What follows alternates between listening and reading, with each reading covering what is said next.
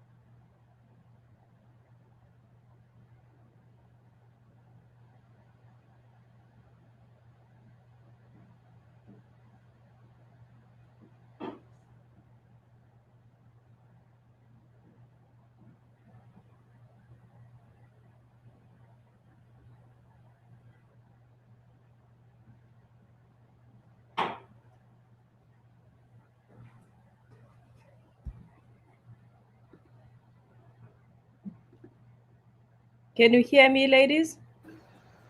Yes, ma'am, we can hear you. We're live.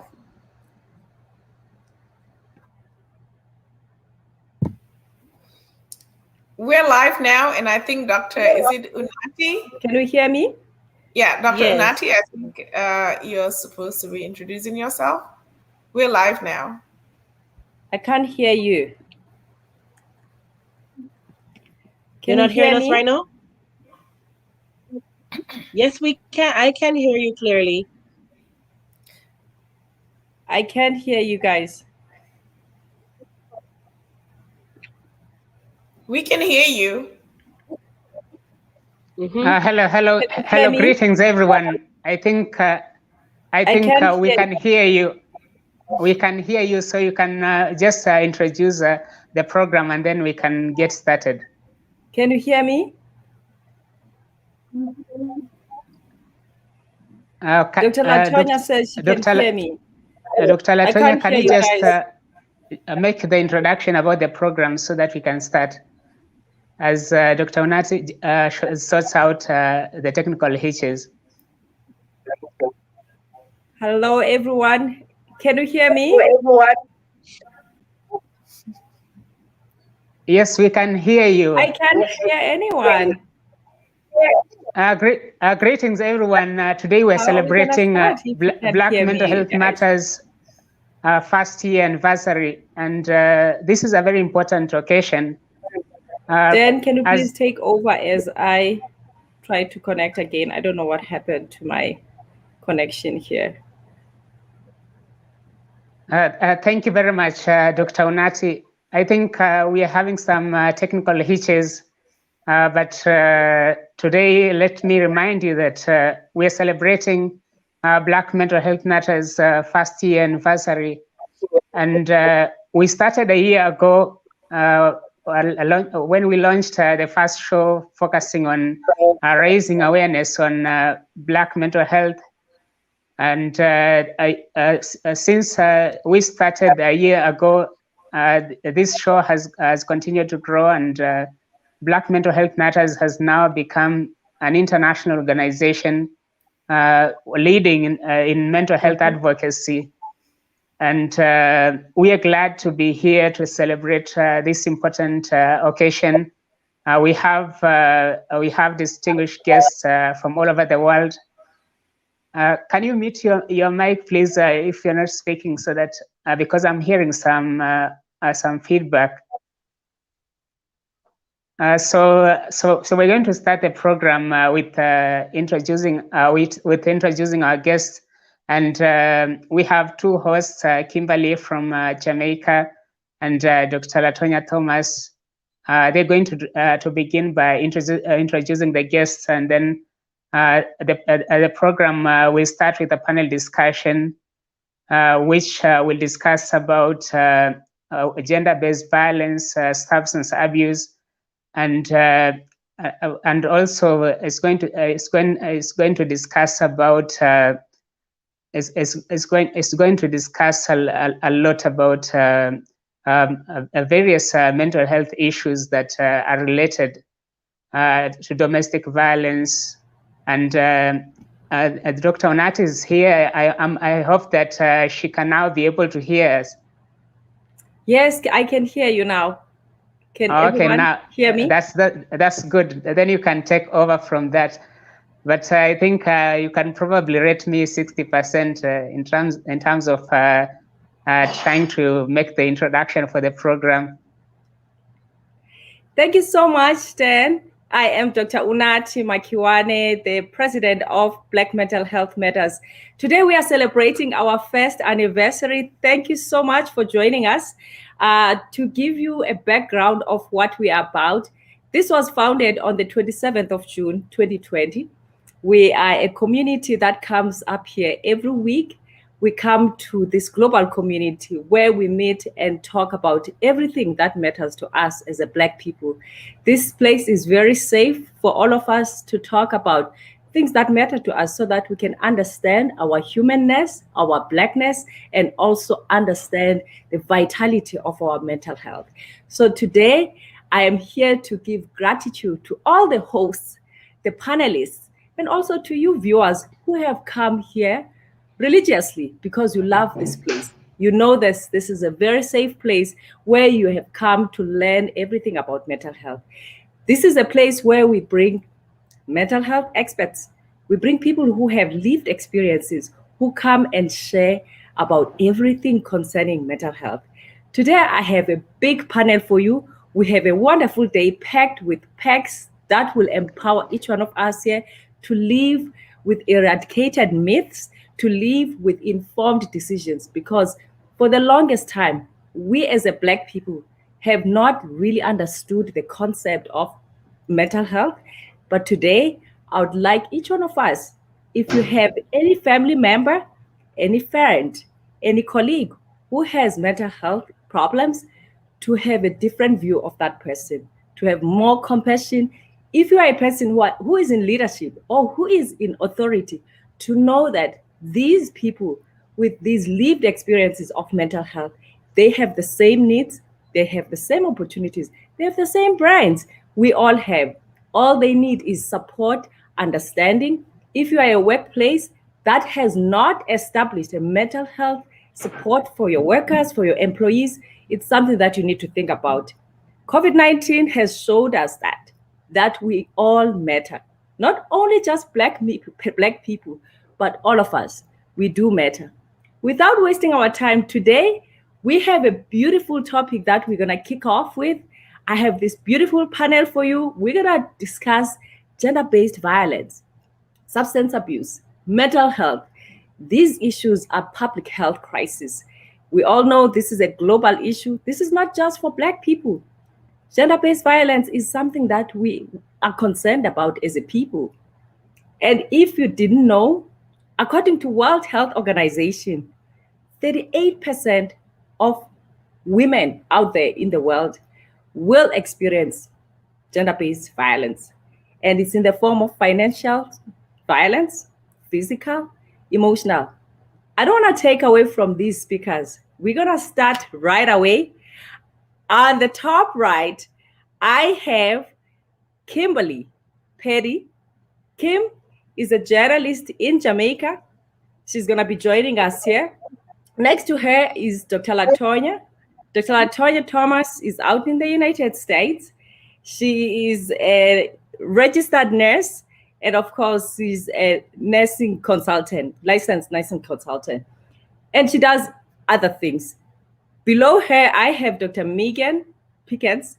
Dr. Megan has specialty in family therapy. She does a lot of things, and I'm hoping Dr. Megan actually will share some thoughts about her own lived experiences. She speaks fondly about how she actually moved towards the other side.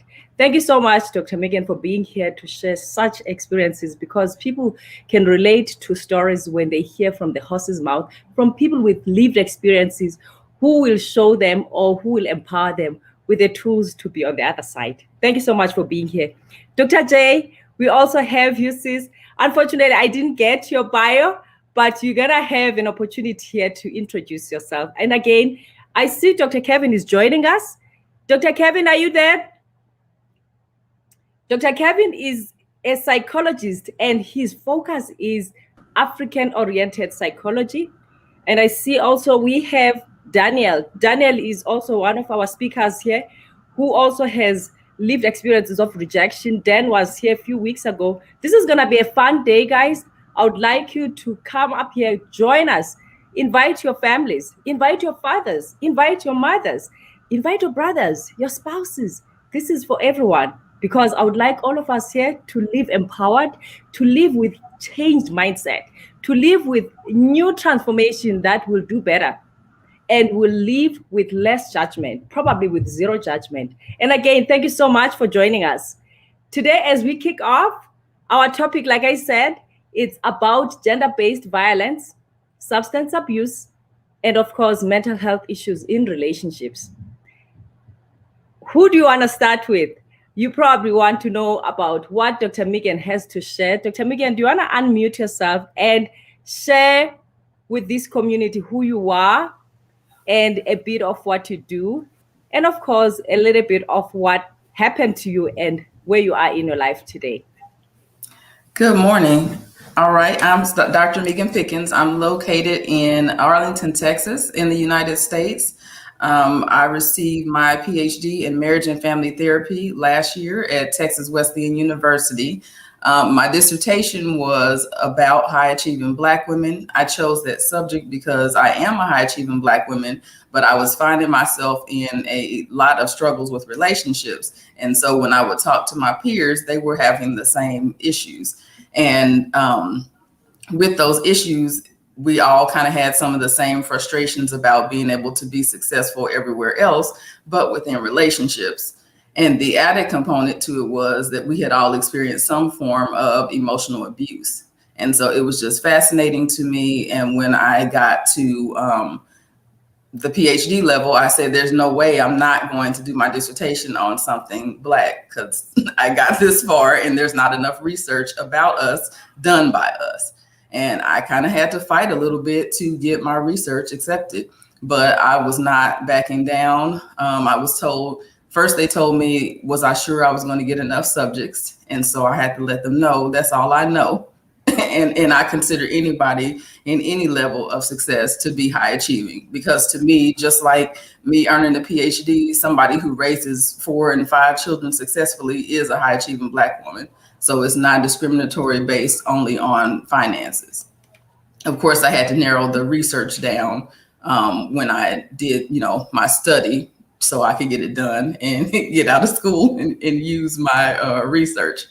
And so one of the topics that I came up with was 10 experiences of high achieving Black women that you never knew about. So do I just keep going, or you have questions for me, or I just jump in? Yes, thank you so much. Actually, Dr. Megan, it's okay. We'll just give to other speakers to introduce themselves. Yes, thank you so much. And congratulations. Congratulations. Dr. Thank J, you. do you want to say something about yourself? Introduce yourself to the community. Yes, of course, I would love to do that. I'm Dr. J. Cisse Kurvali, and it's funny because Megan, I'm in Dallas, Texas, so we are almost neighbors. And I did get my bachelor's actually from UT Arlington, which is in your hood. So it's what a small wall. But I've been in nursing for, I would say, over 20 years. I don't want to say about my age here. And working as a nurse, I encountered a lot of male people that I did, physicians, who encouraged me to move forward and further my education. And I went into a nurse practitioner. From there, I went on and got my doctorate, and I'm here. I did trauma as a nurse, and I did it as a provider as well. And now I own my own family practice in Garland, Texas, which is in the same hood. It's in the Metroplex, and I'm happy to be here. And I also have 5 sisters. It's 5 of us that have a show. It's called The Sister Show. One of my sisters is a OBGYN in her residency in Austin, Texas. One of my other sister is in Houston, Texas, who is a makeup artist. She's a director for Dior. And the other sister did IT, and she is a VP for one of the banks that's based in England, but she's in Las Vegas. And Juka, who most people know, she's the third from me, and she's in LA, and she has her own business. She did accounting as well. So it's a lot of us, but we do have a great show, and we do similar things that you guys are doing. We've done mental health, a lot of health education, a lot of different issues that are facing the Africans that we can make a difference. And I'm glad to be here today, and thank you. Thank you so much, Dr. J. See, this is the beauty of us. We are encouraged. We keep pushing. Congratulations, actually, with your show and your siblings. Next to her is Dr. Latonya will take you, and then we'll move to Danielle. Hey, you guys. So I'm Dr. Latonya Thomas. I've been a registered nurse for 11 years. I'm currently in Houston, Texas. I'm from Louisiana. I've done every area of nursing that you can possibly think of: labor and delivery, surgery, trauma, med-surg, telemetry, pediatrics, float pool. I completed my doctorate last year in nursing practice. I also became a certified legal nurse consultant last year. I became a certified meditation instructor last year as well.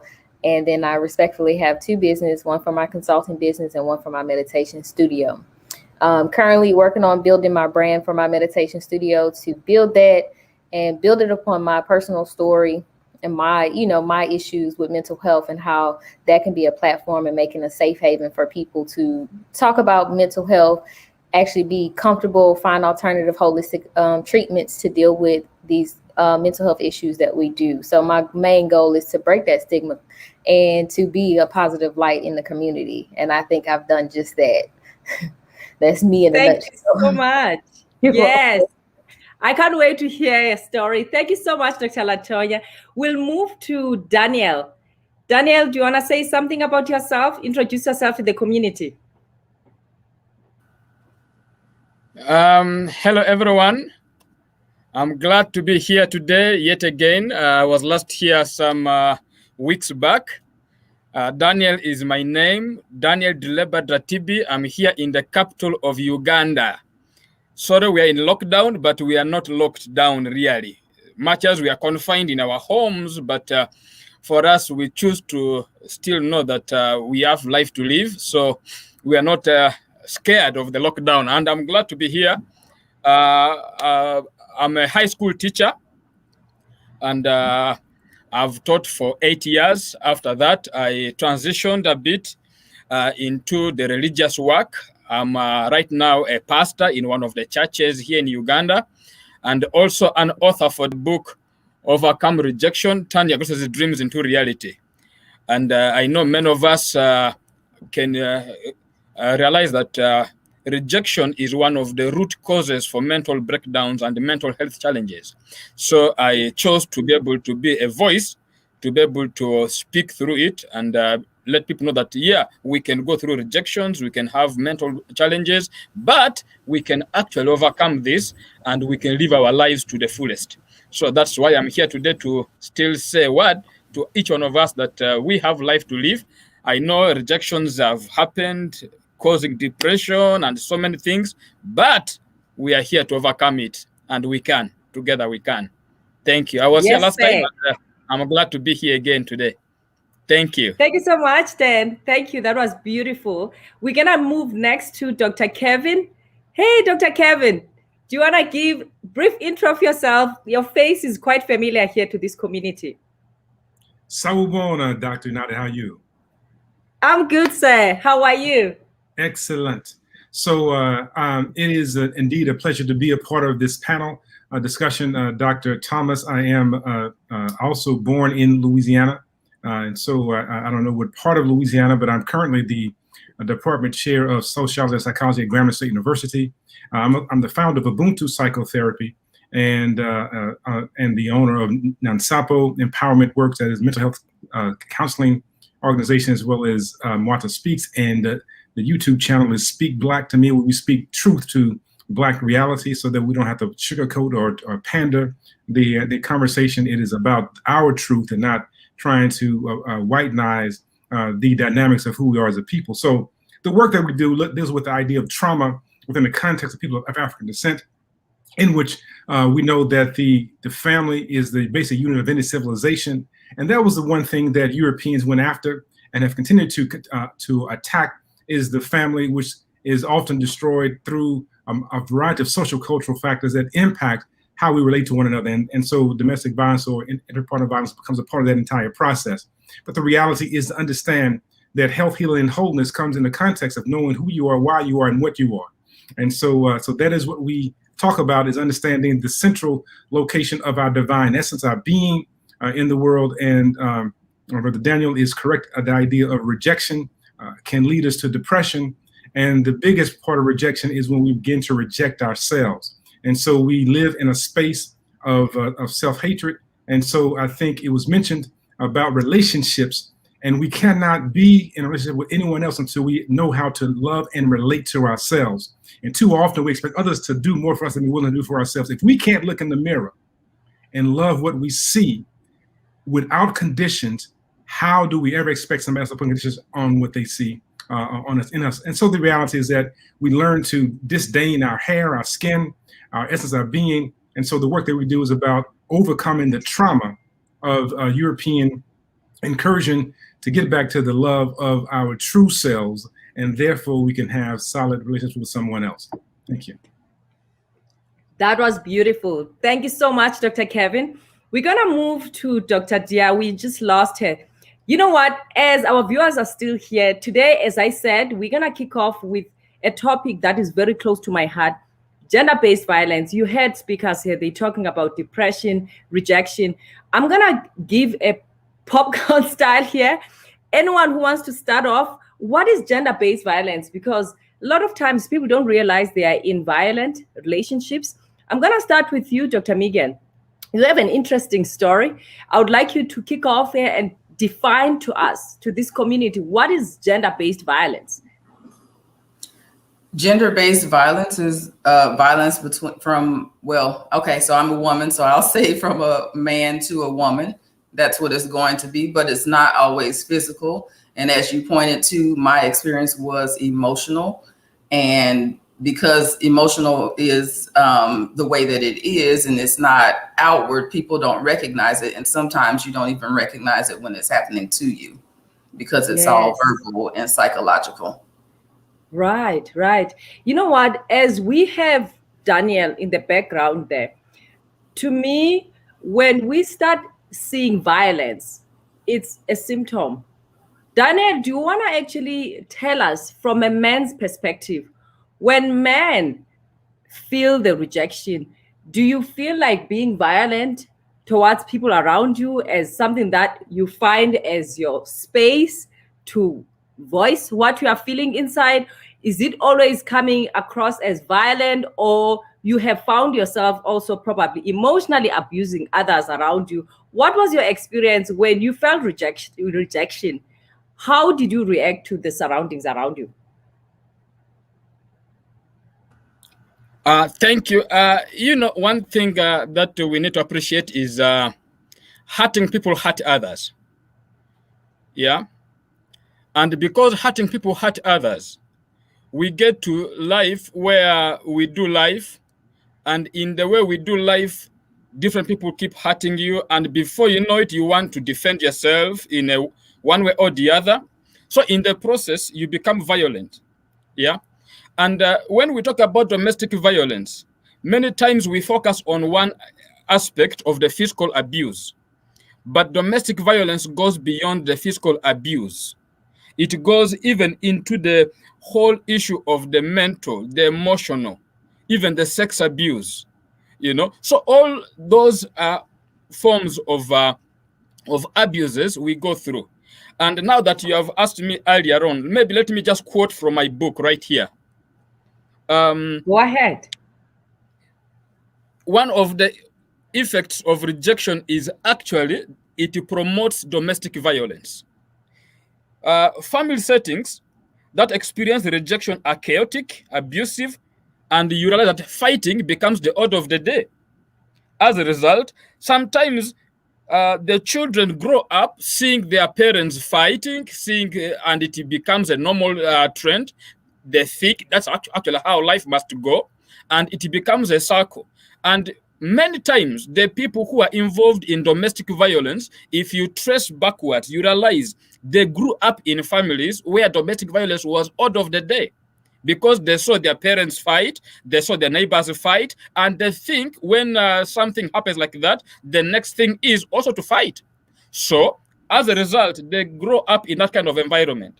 And also, like I was saying, when we see, the bottom line is the abusive behavior is not acceptable. When it comes to domestic violence, there is the abuser and the person who is abused.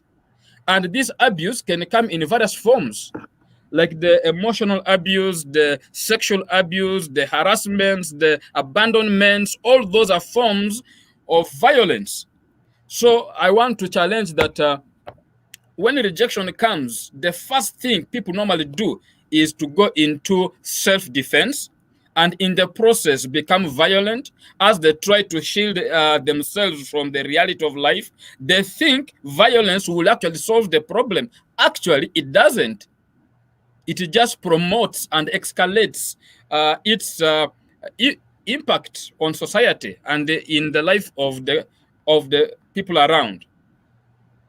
That's amazing, Dan. And actually, I would like to hear from Dr. Latonya. What's the observation?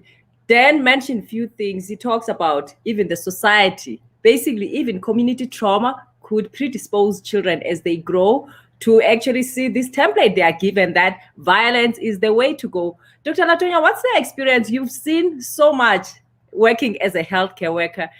Do you see any variation, or did you see at some point any variation? Because with domestic violence, we don't get to see a lot of middle class and upper class people coming forward. We see other people, other classes. We do see people that are struggling because they, for some reason, upper class and middle class, they tend to have that shame and the guilt. There's a lot of covering. There's a lot of shielding. What is the type of clients do you see at the hospital? So I see a variety of clients, patients that come in that are dealing with things, and they don't have an outlet. They feel like it's not safe for them to speak on it. But, being a healthcare worker and being a registered nurse, that's something that we pick up on pretty frequently if something is going on. So we do have to report those things. And the biggest thing that I've seen in the pediatric population, is these young kids and babies being abused from broken homes because they have a mom and dad that's no longer together, but they are still abusive to one another, and they're taking that out on that child. And I've seen 8 months old, 6 months old with broken arms, broken legs. So here it is now. We have to take, as the healthcare providers, take that step to enforce rules and regulations and try to help them figure out what's going on, who did the damage, and how are we going to handle it from here? Is it going to be safe for this child? So it is a huge issue, especially in the healthcare realm, because we do have to notice those things and we have to act upon those things. So sometimes it can be difficult, being a parent. Now that I'm a parent, it's a little different, me working in the pediatric room and seeing those things, but they come from all walks of life. It's no set, say, oh, this population or that population. They are every walk of life, race, background, socioeconomical status. It doesn't matter. Yes. Thank you so much. Dr. J, do you want to comment on what Dr. Latonya is saying? Because I want to know, how come we're still able to shield? Because I work with people that would mention, it's a hearsay that someone or a colleague is being abused, but how come we're not seeing people coming forward talking about this? Why are we not seeing people talking about it? Because I see globally, they say at least 1 to 3 women will experience or have experienced some form of abuse. But how come we're not hearing it? When we're sitting in our conversations, we sit with people, we sit with colleagues, but they never share what experiences they have with their spouses. You are muted, sis. Thank you. What Latoya said is great. There's no boundary when it comes to domestic violence, when it comes to abuse, when it comes to mental health. It happens everywhere. But the reason why we don't tend to see it or hear about it is the shame and the guilt that is put on to the victim. We don't look at the victimizer as the one that's causing the problem. We're looking at the victim herself or blaming the victim, saying, why did you stay there? Instead of trying to figure out what's going on with that person at that moment, it's easy for us to blame people for allowing things to happen. And when that happens, people always hide. They don't want to be the one to say, I was abused, because they're worried about their sister, their cousin, their neighbor saying, oh, you stayed there, or you did this. But when you go back, like Dr. Kevin said, when you go back to trauma that happened to that individual, or maybe something that they accepted, their parents accepted, or their mom accepted in that environment, that will continue on with that person, because they're going to seek the same husband that looks like their dad. And maybe their dad was abusive too to their mom, and the mom accepted it. So this is now a norm for this person. So I think there's multiple factors that will have someone not say anything. And sometimes it's even financial. Like when you go back to Africa, we did a show about that, where women will accept certain things because they're worried about losing that coverage, that someone that's going to support them. So it's a problem. And I think until we start looking at the victim and trying to listen to the victim instead of blaming the victim for the act, then it will not change. Thank you so much, Dr. J. You know what? You mentioned background. I want actually Dr. Kevin to take us through this background, because we have seen people who are doing well in their academic settings or socially. We say this person is doing well and is a strong-willed person. Dr. Kevin, how come strong women, as a definition, we say this person is quite a strong-willed person, very intact self-esteem, but they are in abusive relationships? How come they are attracting these narcissistic people and still stay in these relationships? Because when we sit socially, we say, she's such a strong woman. How can she stay in such a relationship? Take us through that. How come they cannot defend themselves in these type of relationships and this type of men they attract? Can you take us through that and how to break that? Well, I mean, that is really heavy, a lot to unpack in a short space. But what I will do, I wanted to go back and commend Dr. Pickens on completing her degree and having the wherewithal to continue to make sure that her topic is addressed, even in a space where people did not want to honor her reality. That is a very common phenomenon for us within various programs, where as we have the idea, the thought, and the vision, and yet we are disavowed from having some credibility. So thank you for continuing, and Dr. Thomas, congratulations to you as well. So I wanted to I wanted to make sure that we address something else as we talk about the idea of the profile of a person who can stay in a relationship. Too often we have the conversation in the direction of a woman being abused by a man. And we talk about, Dr. J was very clear when we talk about the shame and guilt and that goes along with that. Think about the shame and guilt that goes along with a man who's abused by a woman. And so that conversation is not talked about very much. And so, and Daniel was very clear about something. And so we talk about the profile here in this short presentation or conversation, is that oftentimes we have to understand that also men are abused. I've had clients, and just came from a court situation watching this take place where women are very abusive towards men. What gets acknowledged is the way that men handle types of abuse, whereas women would typically talk through the abuse and have the verbiage. And so we know that biologically, typically females speak earlier than do males. That is not the absolute, but that's a part of a norm.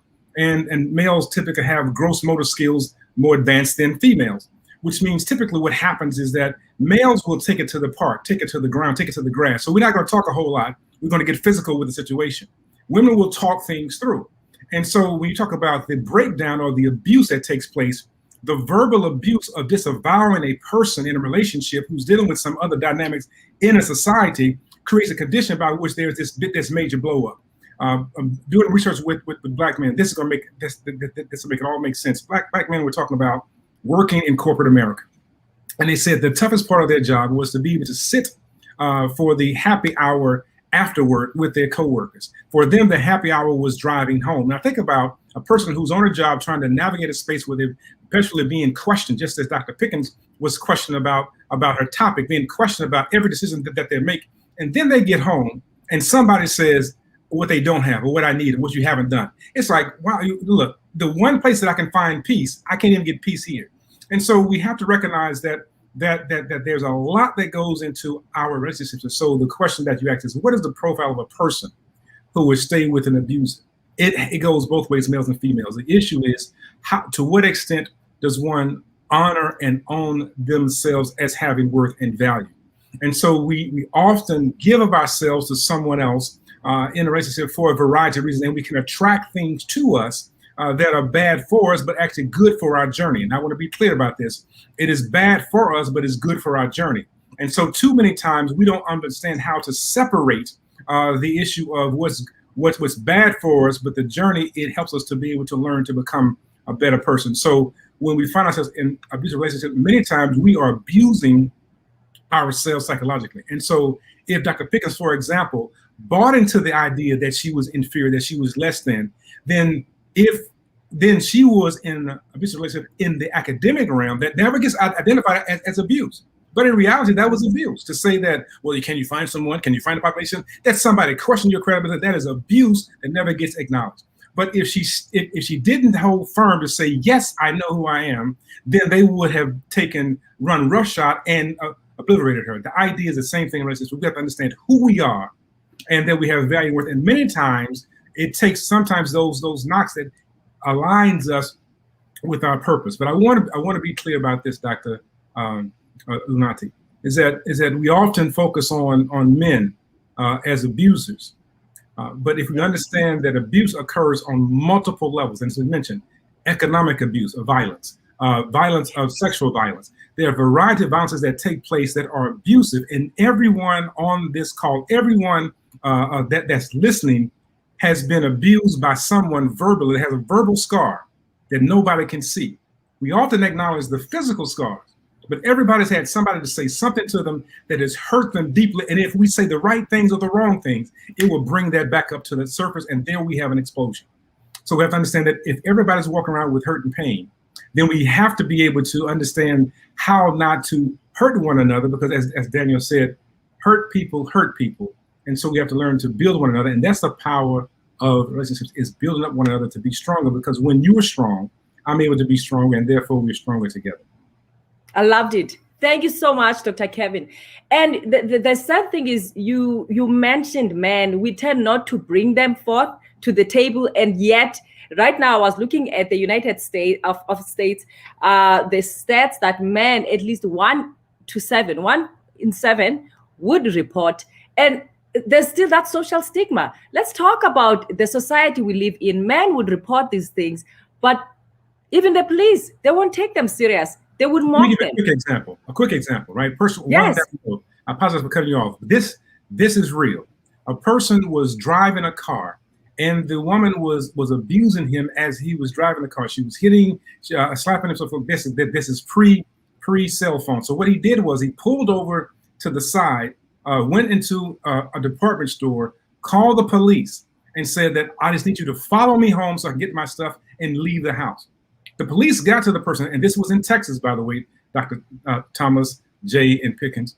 And so the police officer said in this voice, "Do you mean to tell me that she hit you?"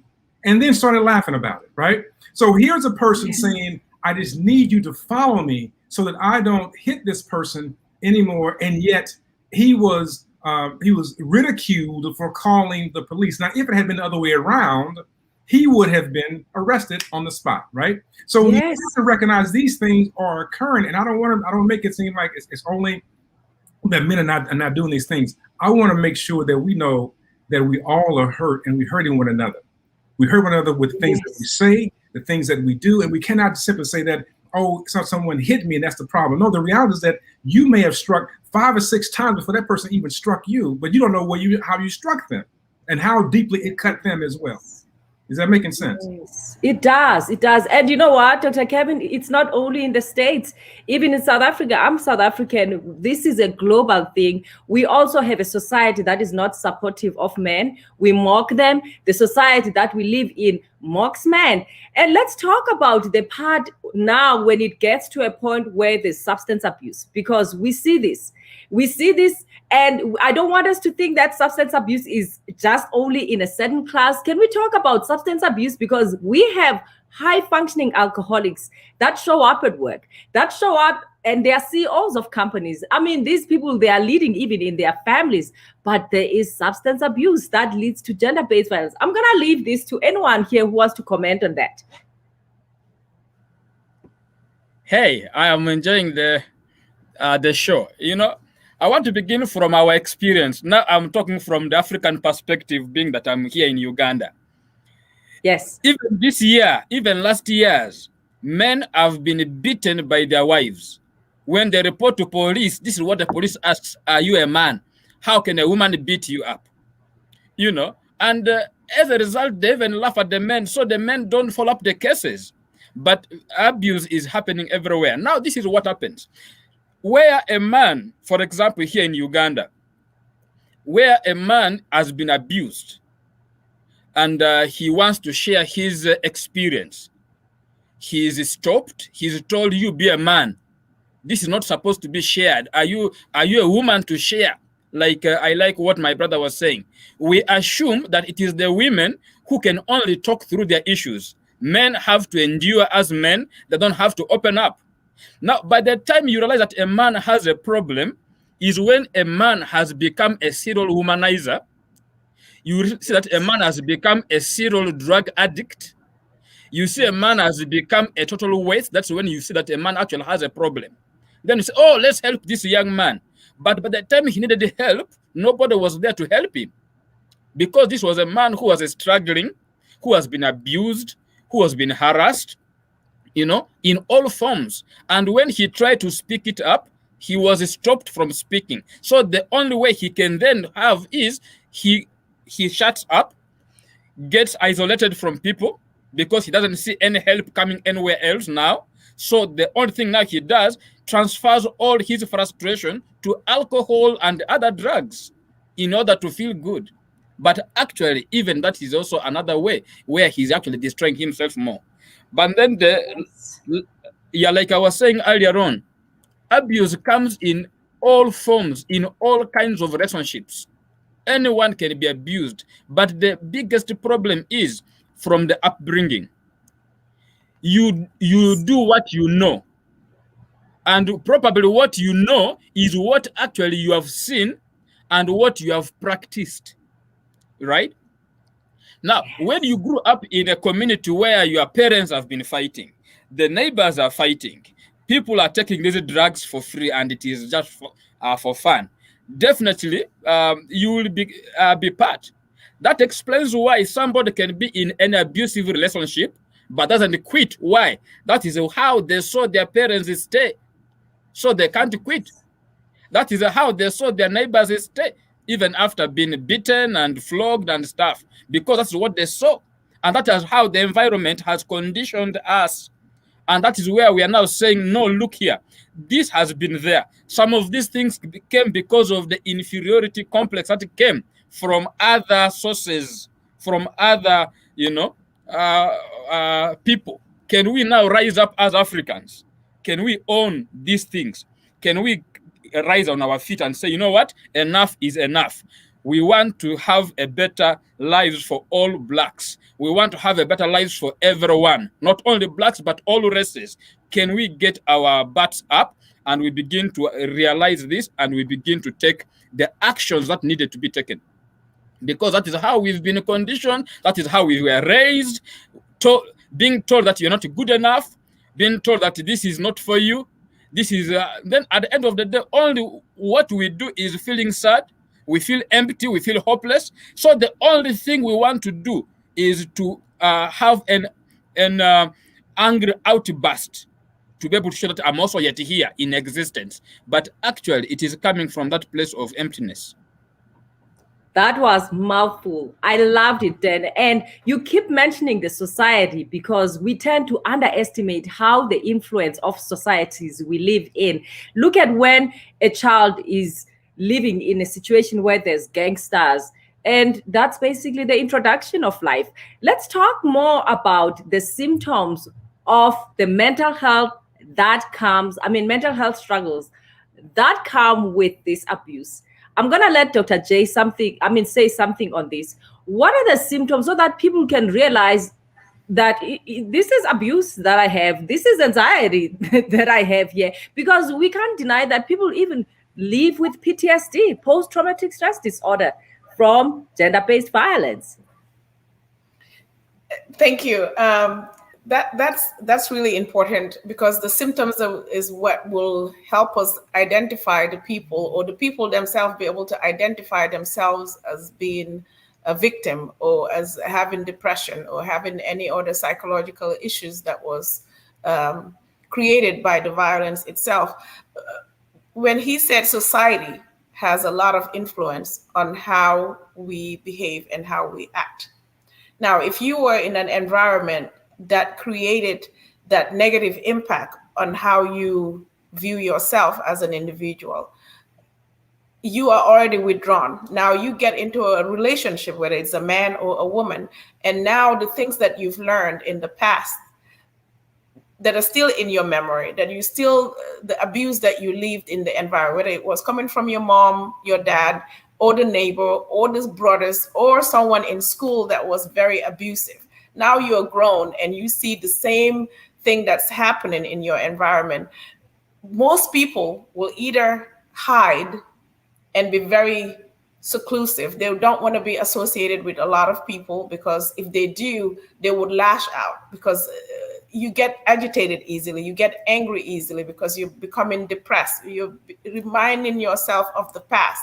Now you're depressed because of the past, and you're seeing it in your future. You think there is no way for you to go. What are you going to result to? You're going to result to being angry, difficult to communicate with, and people will call you difficult.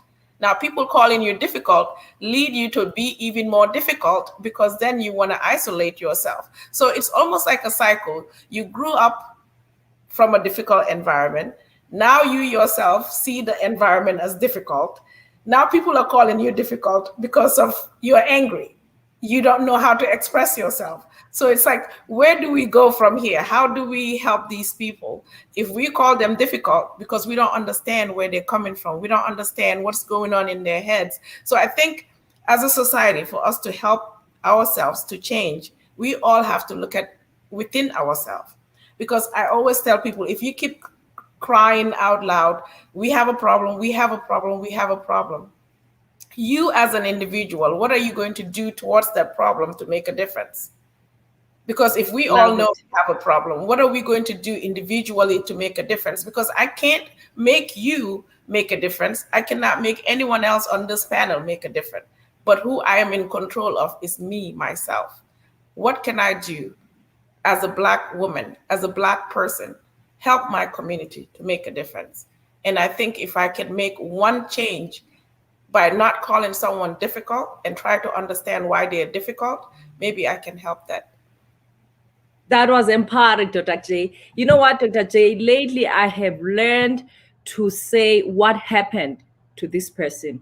Once we start understanding people's behaviors and how they are coming across, and stop the notion of what's wrong with you. We come from a place of love and compassion, like Dr. Kevin. We injure people with our words every day, and we don't realize the scars we are causing on people because they are not visible. So this is actually a very good panel to give us to that awareness. So how do we heal? Dr. Megan, I would like to hear from you. What advice would you give to a man or to a woman here who is going through emotional abuse? How does she or does he move forward? I second what Dr. J said about having, you as an individual making changes. As I practice in marriage and family therapy, one of the things that I liked about it is that it is systems focused. And so what we learn is that if you make one change in the system, then you affect change in the system, but you cannot make people change, as she said. Now, I don't necessarily, I am in the mental health field, but I do understand that all the previous theories are written by white males for white females, and then secondly, white females. So I do understand that those need to be adapted and become culturally competent so that they are helpful to us. The first step that I would say that somebody needs to take, and when I'm speaking to the people that have experienced this, is to set that first boundary. If you look at it as a whole experience, then you will become discouraged and not know how to get out the situation. So in my own personal experience, the first thing I did was I no longer accepted harsh talk, rough talk, whatever you want to call it. I started saying that you will not curse at me, around me, or to me. And that was my hard boundary. And I maintained that for quite some time before I moved to the next thing.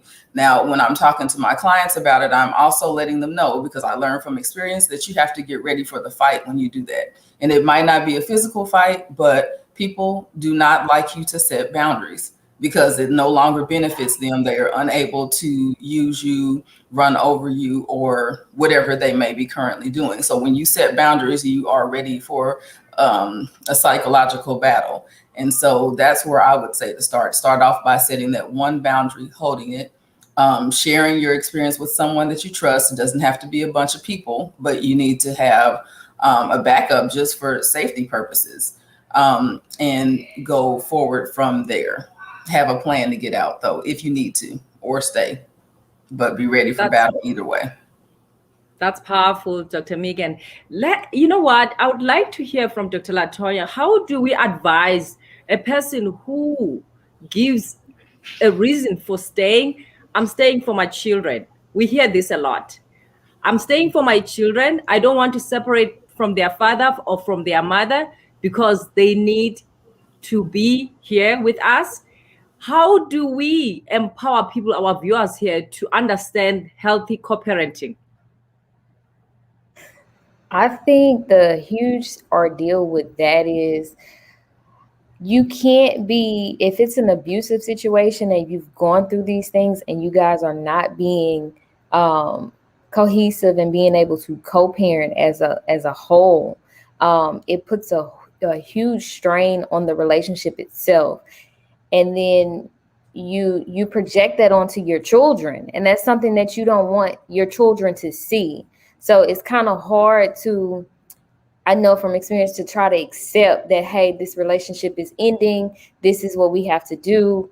And it takes time. It takes time and it takes effort from both parents to say, okay, I'm not happy being in this situation, so this is what I'm going to change. But knowing the end goal and the end result, and you both agreeing on that, being able to move forward would make you co-parenting so much easier.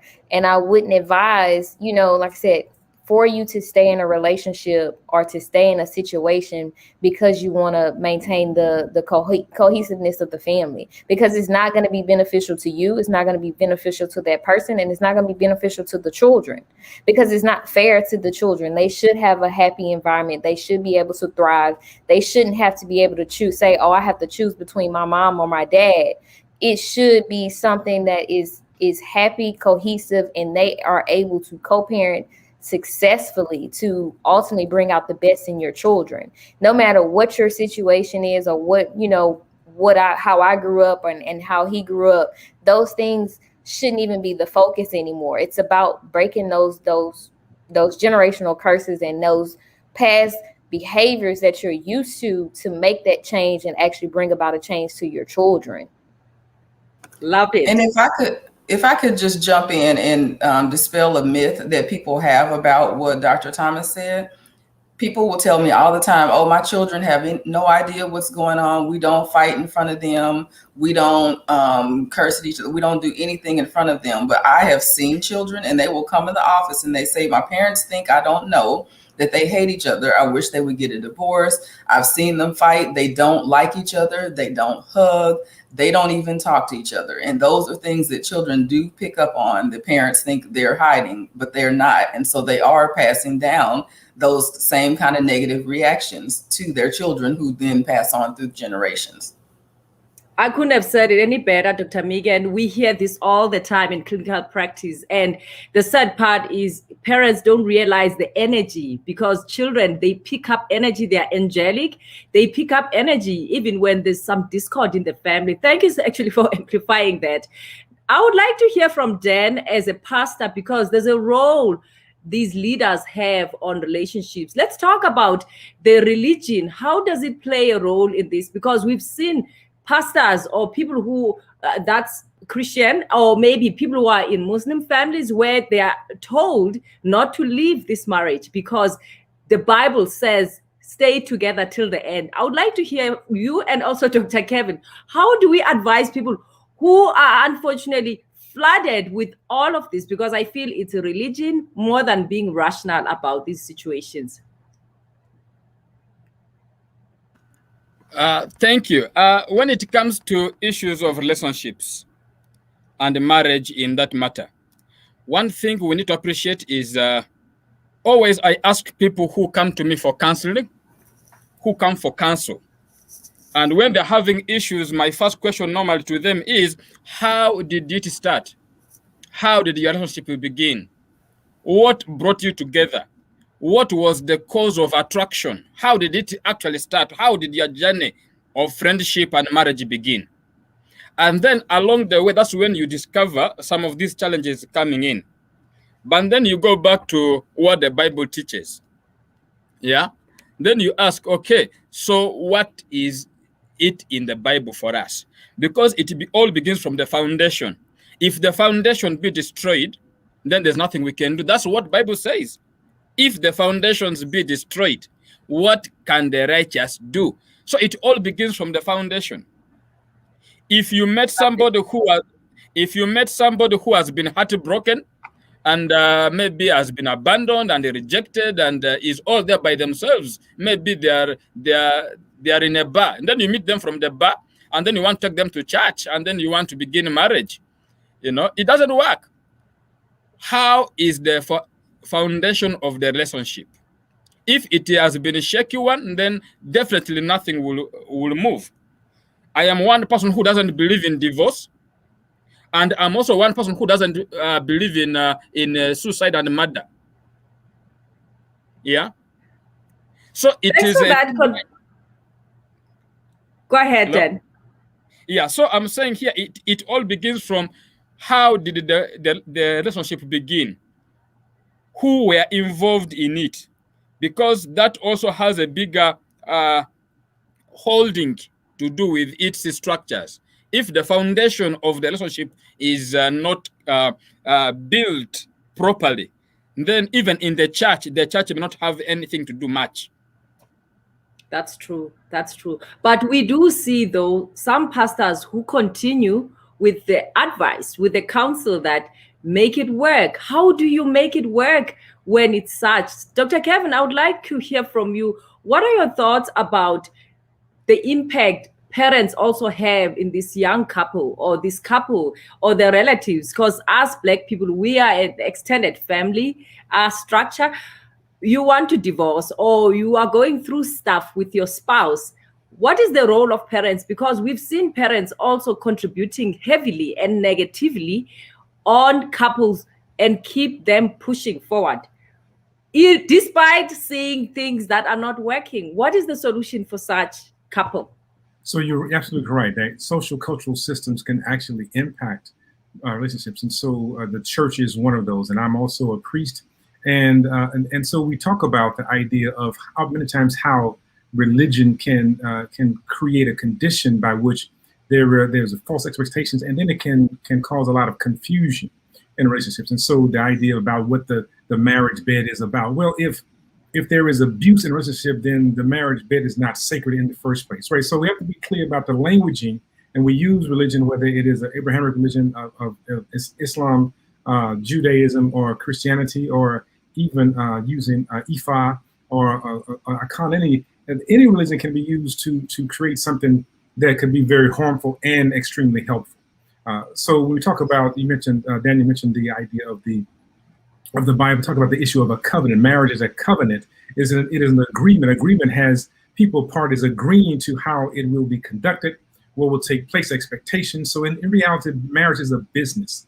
And so we talk about business partners coming together for the sanctity of the organization, being the family. And so when those things are violated, no matter how they're violated, then the business contract, there's a breach in the contract, and there is time to make a decision as to how to excommunicate a partner out of the business. And so we cannot have this languaging about as Daniel said, about being not for divorce. I'm not necessarily for marriage and divorce. The idea is if the business is not working, then one partner needs to go from the other partner so that the business can flourish in another way. Parents, family members often sit there and they create the condition by having saying, stay there, work it out. What are you going to do? The idea of money, of financial issues, but the reality is a whole and sound mind is that what leads you to health, wealth, and prosperity. That's what our ancients told us a long time ago. And so when there is some level of consternation, there's some level of not honoring the contract of the relationship, then people, and I think Dr. J said it best about listening to the victim. It is important to listen to what's being said, not impose your values and beliefs on what's happening, but listen completely to what's happening, what's going on, what the person is telling you, and then go from there. And that's a personal experience in a marriage, and still having just 2 days ago go to court, and the person is still abusive towards me in the court about what I am and not doing. And the reality is that when I mention these things happening in my family, they say, well, she's not upset with me. That's not the point. Is I'm telling you that this is an abusive situation that I'm in. How do we begin to navigate that? And it wasn't until they receive some of the abuse that they say, oh, you were right. The point is that families have to be able to listen, People have to be able to have some level of support, listen to one another's truth, and then begin to honor the integrity of the person involved in the relationship, and how do we support them in being stronger. If they're wrong or right, the issue is that it's their truth, and their truth in a relationship is what we have to honor. Thank you so much, Dr. Kevin. You know what? I loved your analogy of this is like a business. And I think until we respect that and also understand and appreciate the truth of people who are experiencing abuse, you know, I don't want to end this conversation, but it's coming to an end. I would like each one of you to throw some words here. I'll start with you, Dr. Latoya. Throw some words here for our viewers. What advice would you give so that people can go home and chew and think about their own situations? Just 2 seconds, each one of you guys. I would say the biggest thing is self-reflection. Self-reflect for yourself. And if you're in an abusive relationship, use that self-reflection to help you catapult what you need to change. That's powerful. Dr. J, do you want to say something?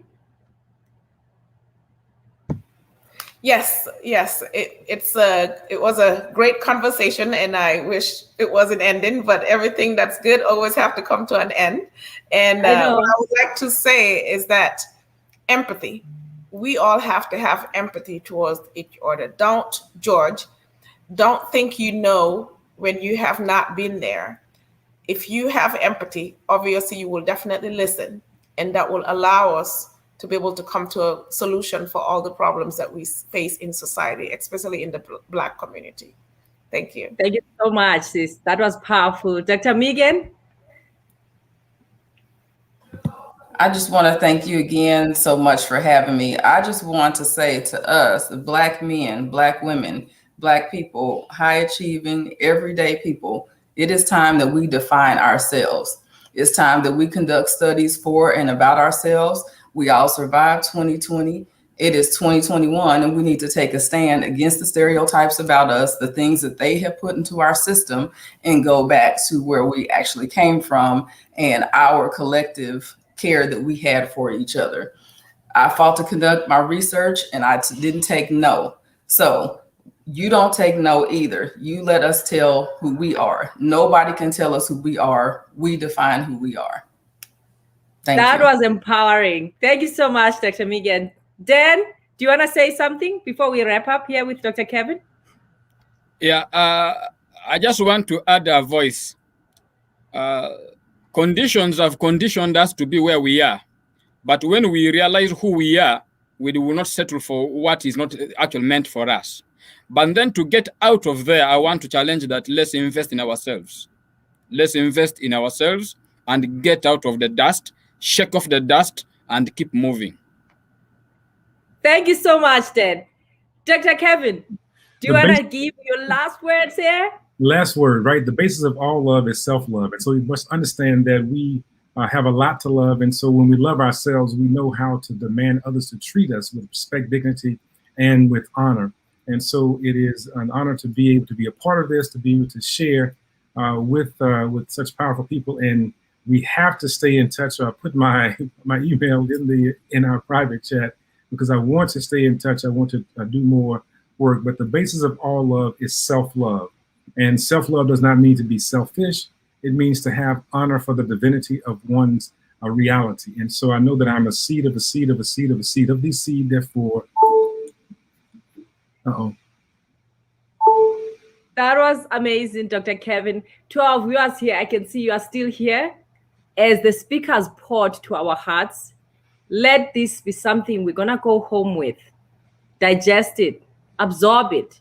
As Dr. J said, let's practice empathy, compassion for others. Let's come from a place of what happened to her, what happened to him.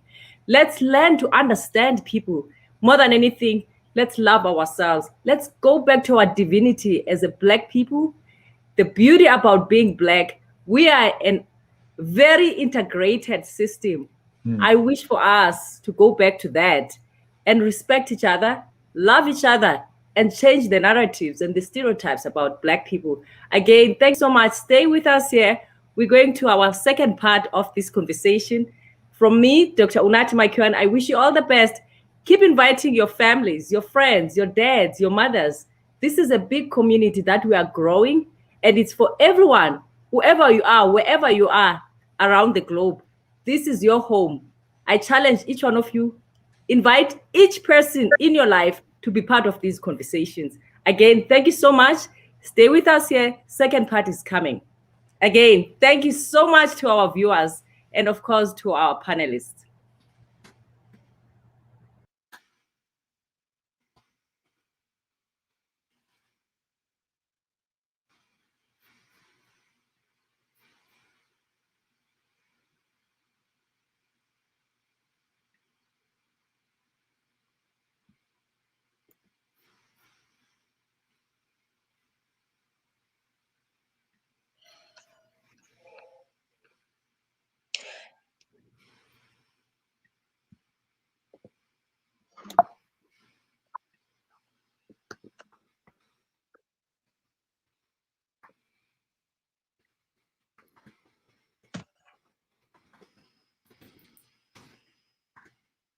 So, hello everyone. I will be taking over the next section. So, my name is Kimberly Petty, a journalist, all the way from Jamaica. So, right now I'm just removing the previous panel so that we can get the second segment going. Thank you so much for that wonderful discussion that was just had not too long ago about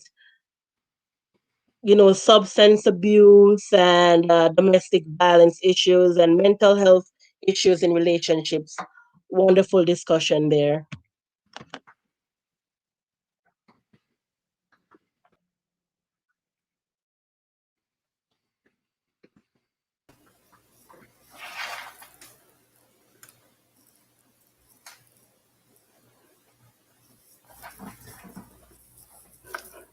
Hi, can you guys hear me?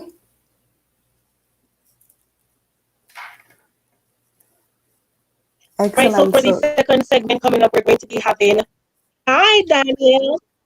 Hi, oh, you're hearing me? I'm trying to remove all the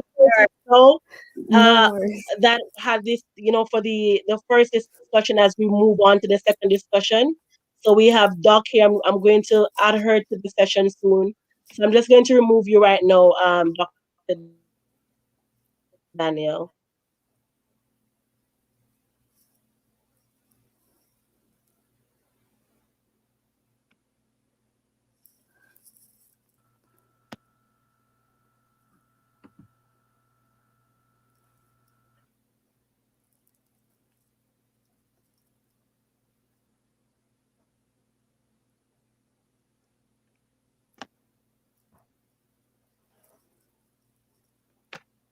Just a little technical difficulty here. Just a moment as we get the next section going.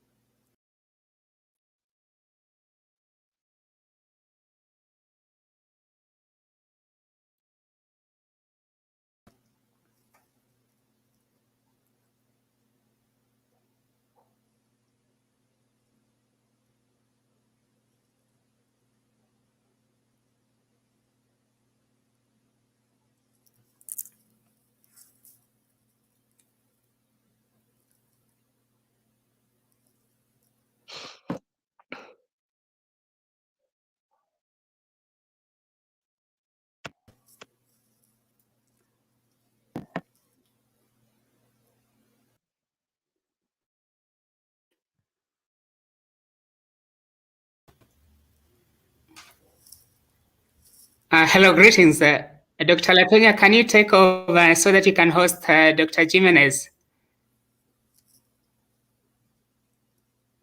I think Kimberly is having some network issues, so you can host. We can host the next speaker.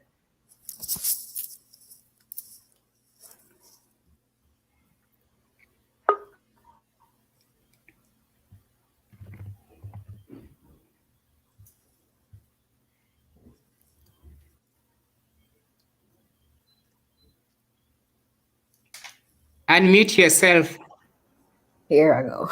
Okay, I'm sorry, guys. All right, so I'm here. I had a little mishap right there. All right, so my name is Kimberly Petty, and I'm a journalist all the way in Jamaica.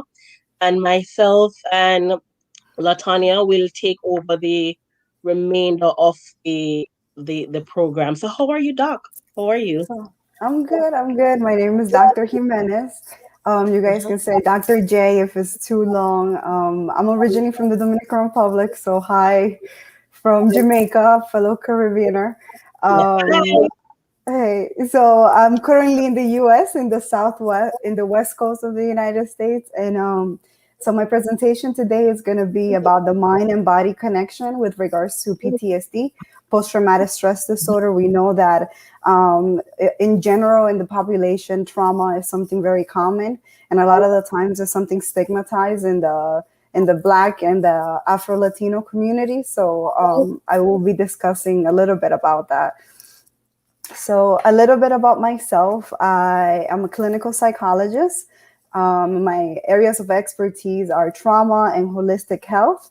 I've been working with trauma survivors for the last 10 years. Also a little bit more, my main focus is holistic health and the mind-body connection, and my belief and what the research is showing on how the mind and the body are very integrated, and how trauma impacts our health. And trauma also impacts the way that we respond to stressors. So I'm going to get a little bit started with my presentation. So give me a second while I share my screen and my presentation.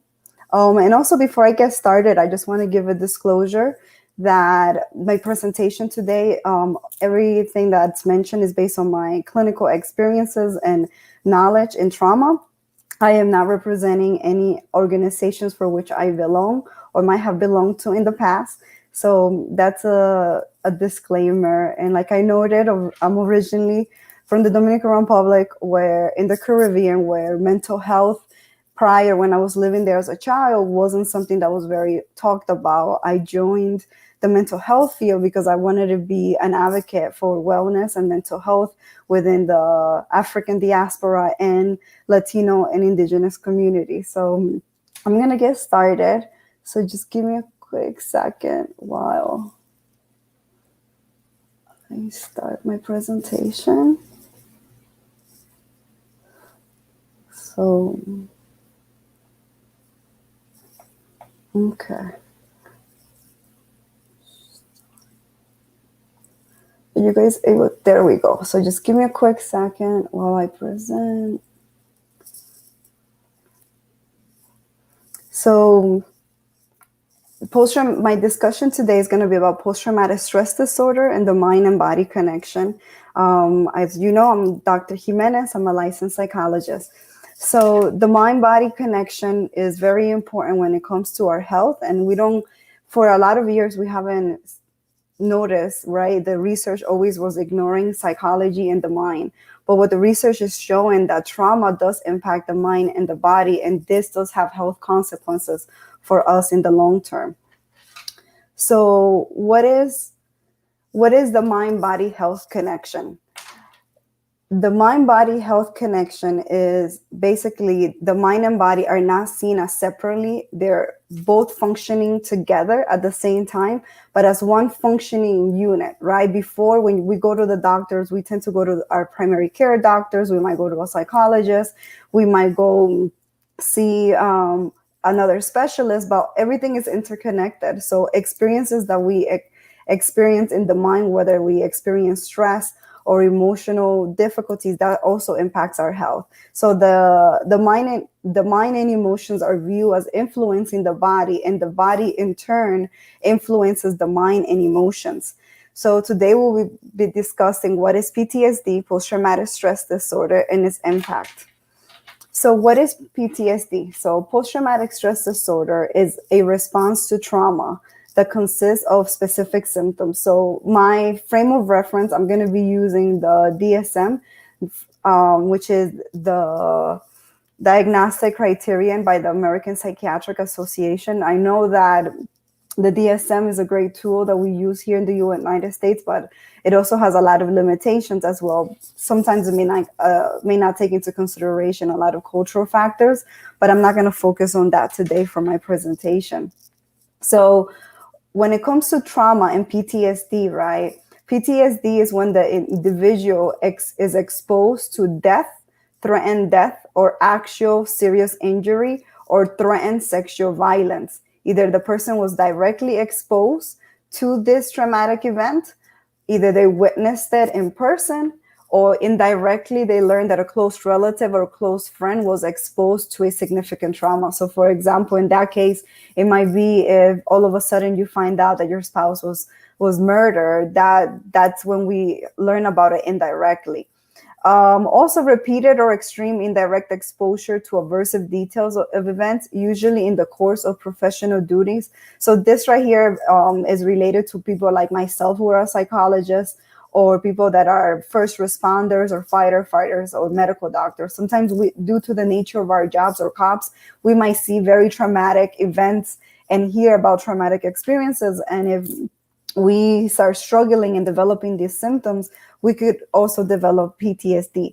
But something that I want to touch bases is that post-traumatic stress disorder, it's a psychiatric condition and a mental health difficulty that a person experiences when they have the following symptoms that I'm going to talk about. However, trauma is something very common that over 70% of the population in the United States has experienced. However, just because somebody experiences something traumatic, like an exposure to a death or serious injury or sexual abuse, does not mean that they develop PTSD.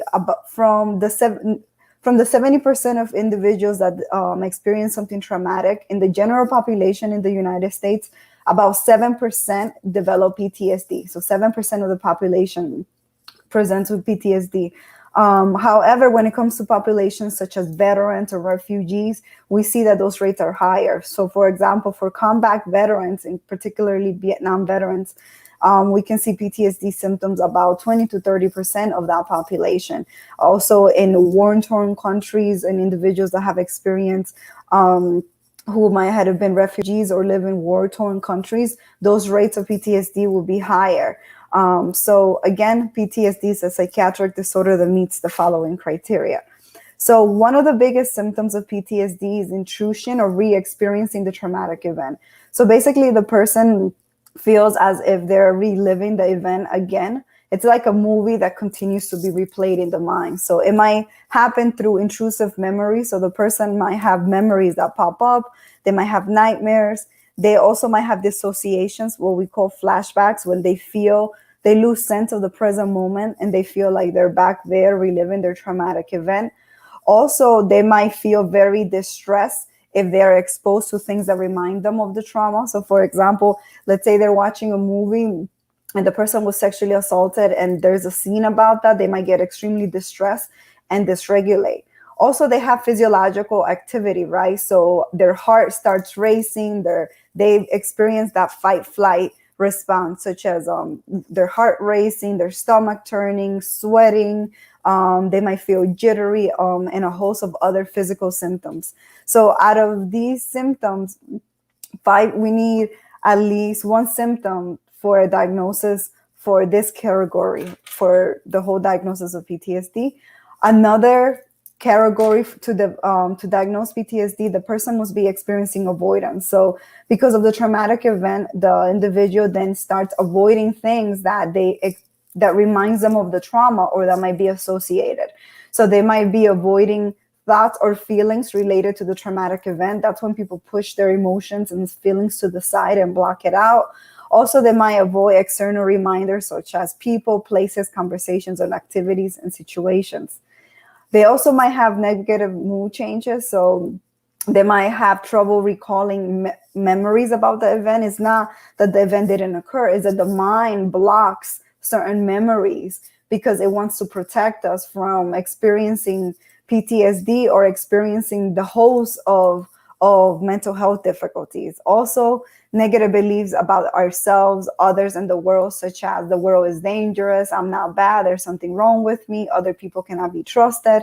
They also might blame themselves a lot or other people for causing the traumatic event. A lot of the times, individuals might feel like they did something wrong and they have a lot of shame.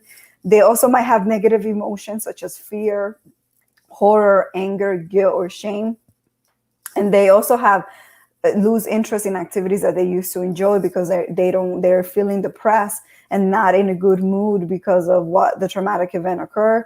And also, again, these symptoms are probably usually tend to happen a month after. When a person experiences something traumatic within the first month, we do not expect them to not have this. It's very normal to have these experiences when we have a traumatic event. The problem is when months, years have passed and we still continue to have these symptoms, that's when it becomes more problematic. So I just wanted to make that difference, that when a traumatic event happens, it's normal for us to feel angry and go through grief, sad, and depressed. The problem is when those symptoms continue to prolong beyond the grieving stages.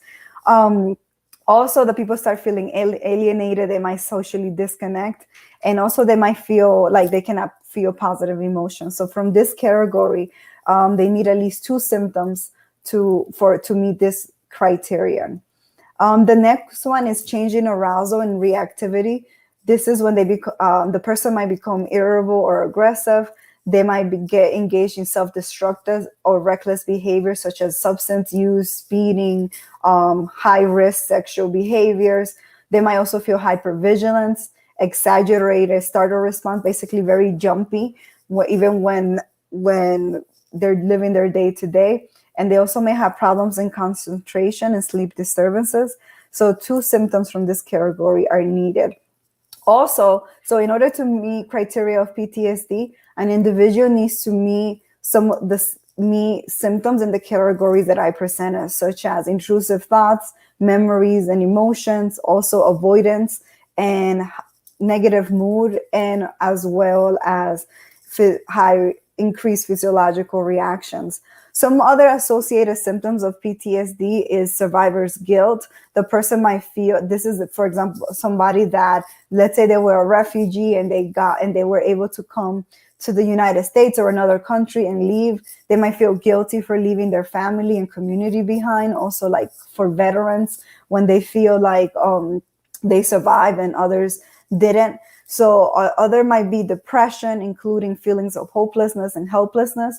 A lot of the times PTSD and depression are very hand to hand. They also may have trouble with executive functioning and cognitive functioning. They might have troubles with attention, being able to focus. They might have poor focus and concentration. And also it starts impacting their physical health. So I'm going to touch about how PTSD then starts, or trauma responses might impact our physical health. Also emotionally, they might become dysregulated. They might develop depression, substance disorders, or other psychiatric conditions because of trauma. And also it starts impacting their social functioning, whereas they might be socially isolating from their friends and loved ones. They might have issues with romantic relationships or in intimacy. So when we experience a traumatic event, the fight, flight, and freeze responses, that is very normal for us to experience. The reason why that is normal, when we're experiencing a traumatic event, the crisis center of the brain is activated. So that is in the right side of our brain. The amygdala is activated because that is our primitive area of the brain, which manages emotions. And the reason why that's activated and created is because our mind and body are trying to help us survive. So right now I'm very calm, right, giving this presentation. But let's say a mountain lion comes through the door, right? I'm either gonna try to flee and leave the room. I'm either gonna try to fight or throw things at that threat, or I might freeze. And also something I want to touch bases on, freezing is very normal. So when the fight, flight, or freeze responses are activated to a traumatic event, when it's fight, we are moving towards. So the sympathetic nervous system is activated. So we feel rage, anger, irritation, and frustration. That is very important to help us survive the event. Also, we might flee, we might run, we might start moving away. So we might start panicking, fearing, having anxiety and worry, and we just want to leave the event. So when that happens, our blood pressure increases, our heart rate goes up, we have more adrenaline running through the body, so we're able to run away and be able to survive.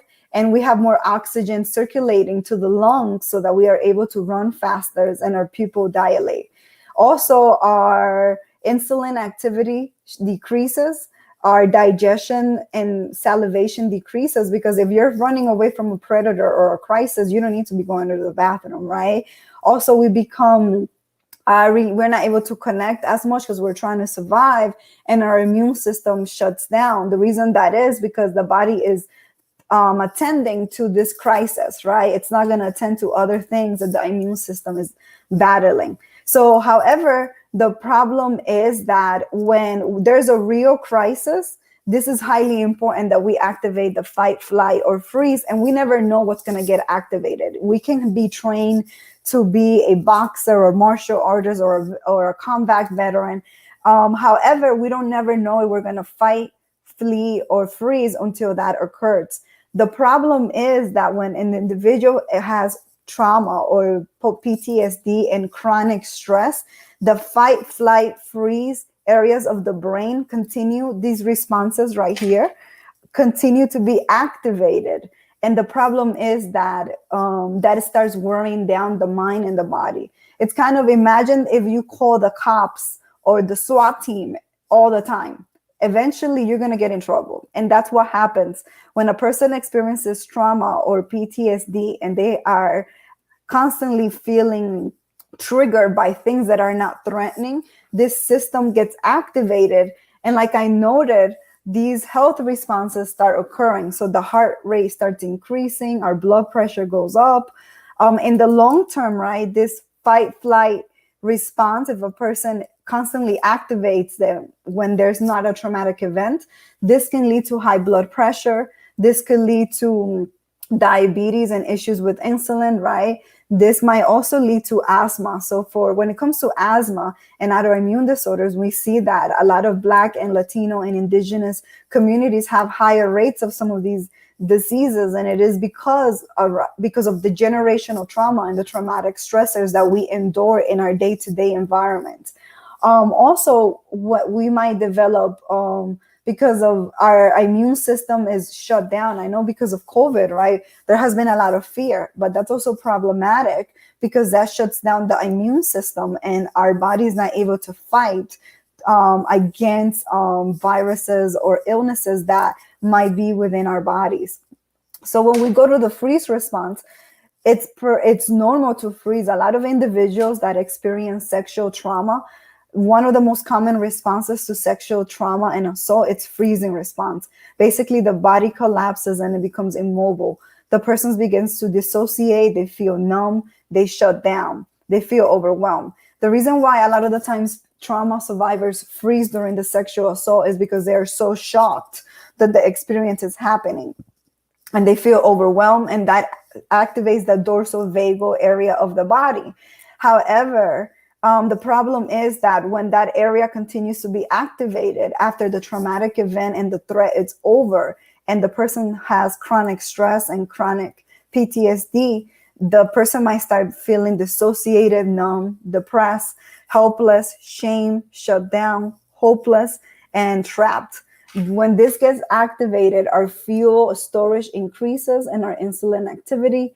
We have endorphins and to help us feel numb, and all of that is released. Then that decreases our heart rate and our blood pressure, our temperature, facial expressions, and also our voice, and we start shutting down the immune system. So you can see how this is problematic in the long term, because if our body and our system shuts down, then the body is not able to function properly. So that's why taking care of our mental health, it's so important. However, when we're socially engaged, right, when we activate the ventral vagal, when we are present, we are grounded, we're curious, we're compassionate and mindful. When we engage in therapy, yoga, drumming, community events, we activate that. And basically the opposite of what happens above occurs. We have more, our digestion increases, and that's good because our digestion system is working fine. We are better able to react and show affection. Our immune system is working properly. Our blood is circulated. We release oxytocin, which is a chemical that helps us bond with other human beings and helps us feel good about ourselves. And also it helps us connect to other people. And that defensive response gets activated. So this is and also to going back to this diagram, throughout the day, we can all go through all these emotions, right, of getting activated by fight or flight. If we feel like there's a threat, we might freeze, but we might also return to social engagement. So for example, let's say you're driving and you're feeling very happy, you're driving, you're socially engaged, the ventral vagal is activated. However, all of a sudden somebody cuts you off, and then you become the area of the brain for survival, that fight or flight gets activated. And then you start engaging in either fight, flight, or freeze to help you survive. However, once you escape the response, you go back to enjoying your music, you drive to the family cookout, and you feel socially engaged.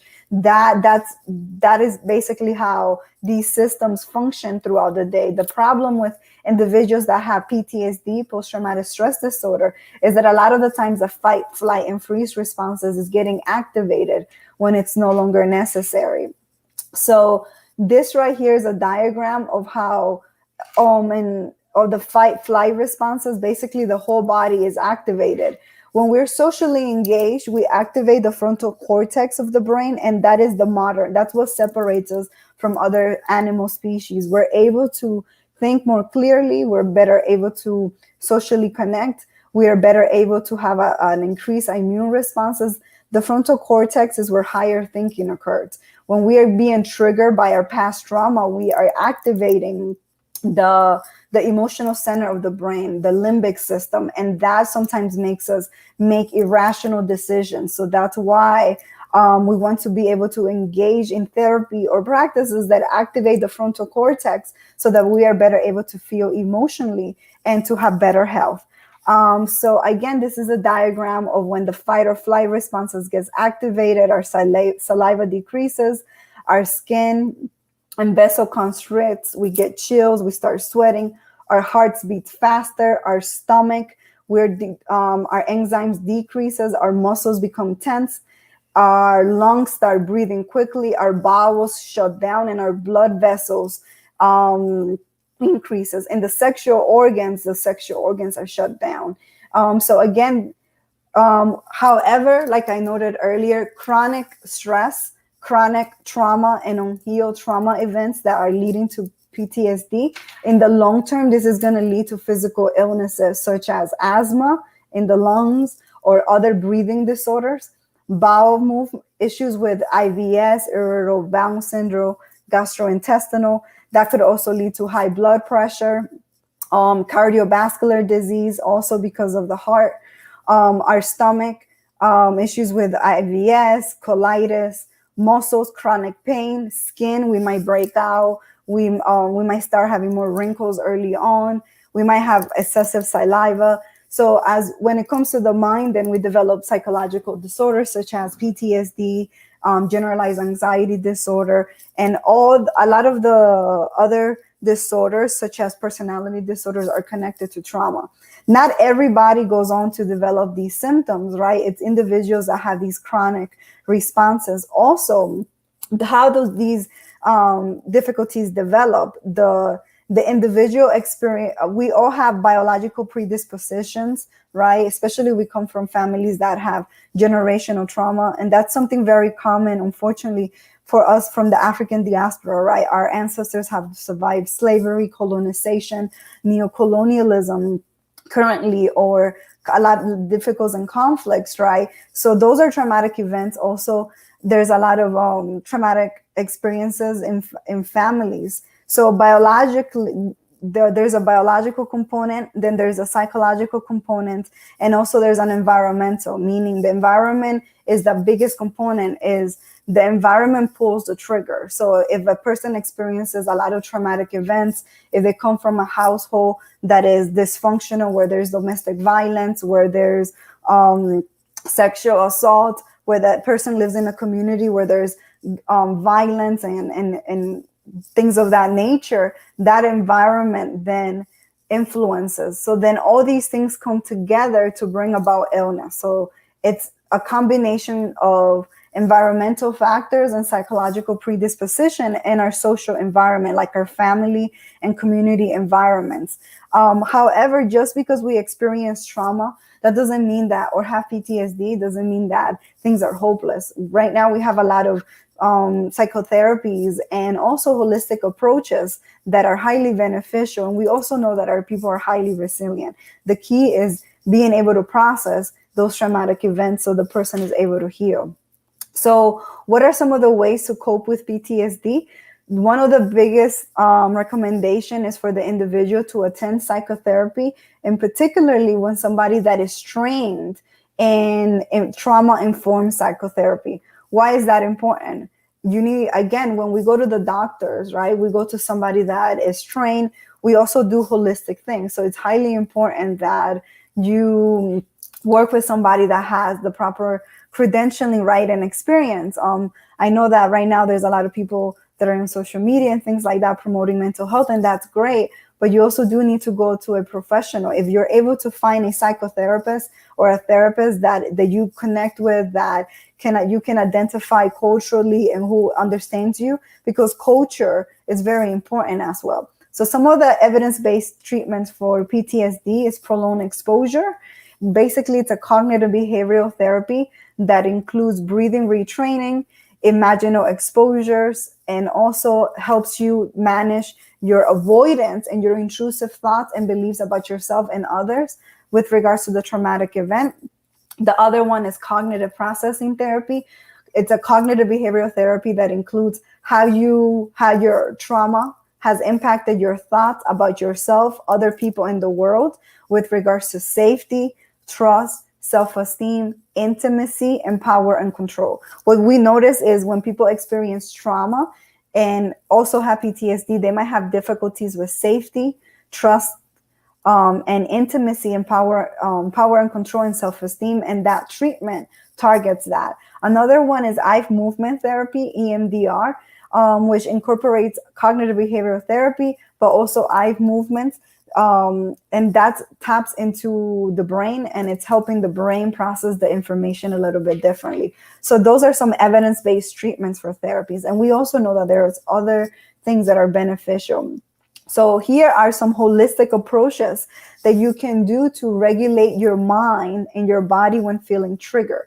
So you can practice mindfulness, right? Mindfulness simply means being in the present moment, in the here and the now, without judgment and compassion.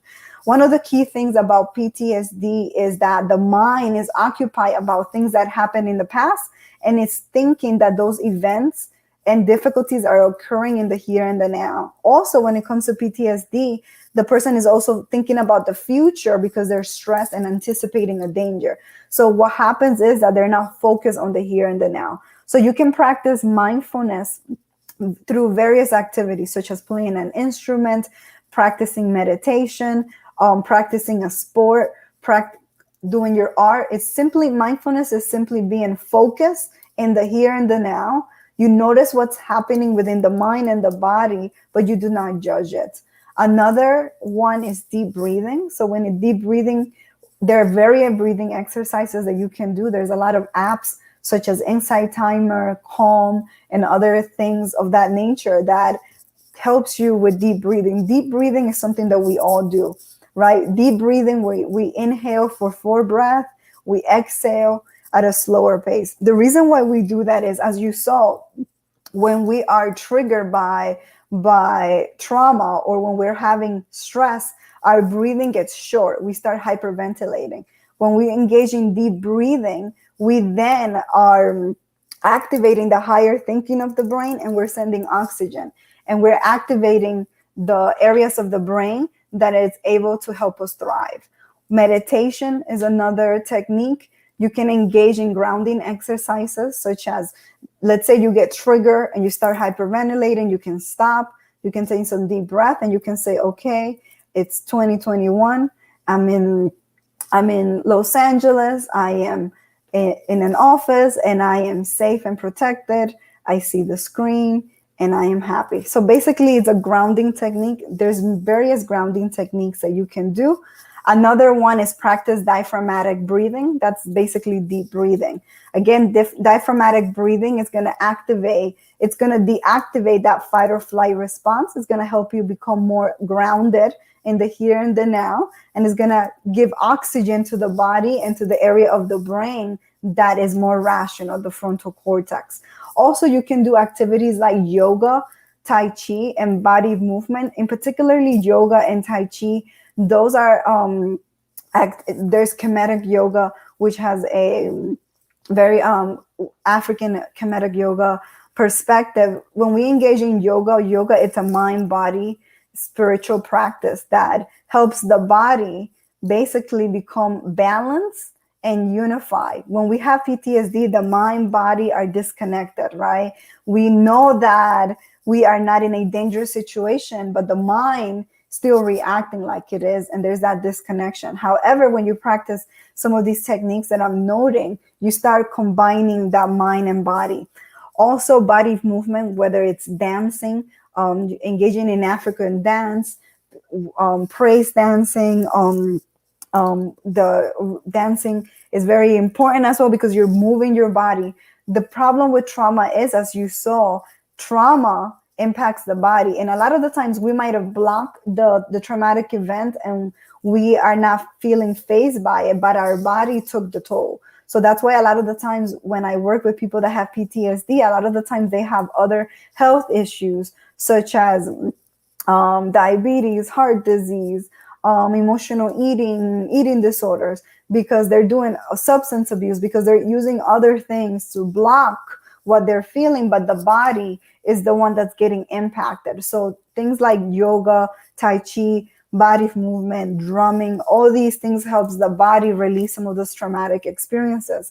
Also, using playing an instrument is very beneficial as well. However, all of these are things that we can do when we're feeling triggered, but I highly recommend attending therapy, especially with a trauma-informed, culturally informed provider. So again, I already noted what mindfulness is. Mindfulness is basically paying attention in a particular way on purpose in the present moment and not judgingly. So again, when we are mindful, we're in the here and the now. We're not thinking about what happened in the past, because when we're very attached to the past, the body is not present and we start feeling depressed. And particularly if we're replaying traumatic events that happened in the past and we're not engaging in therapy or nothing that's beneficial. So we're just ruminating about the past, that can bring on depression. When we are too focused in the future, we might start feeling anxious because we might start becoming concerned about what could happen. However, the only thing that we have guaranteed is the here and the now, the present moment. So to go back to this slide, when we're engaging in therapy, when we're practicing deep breathing, meditation, dance, or things that help us become socially engaged or connected to the environment and ourselves, we start having more joy, we're more present, we're more compassionate. And again, we activate all these areas of the body, which helps the body thrive. So our immune system is better able to fight illnesses. We're better able. So when you incorporate healthy eating, when you incorporate body activity, such as physical activity, such as yoga, exercise, and then you engage, you connect socially and therapy, all of that starts healing the mind and the body. So to close, this is a good technique that I use to help people when they're feeling triggered. If you feel triggered and it's not a crisis, right? You stop, you take a deep breath, you inhale through the nose for a couple breaths. Then you think, what is the thought? What is the emotion? And what am I feeling?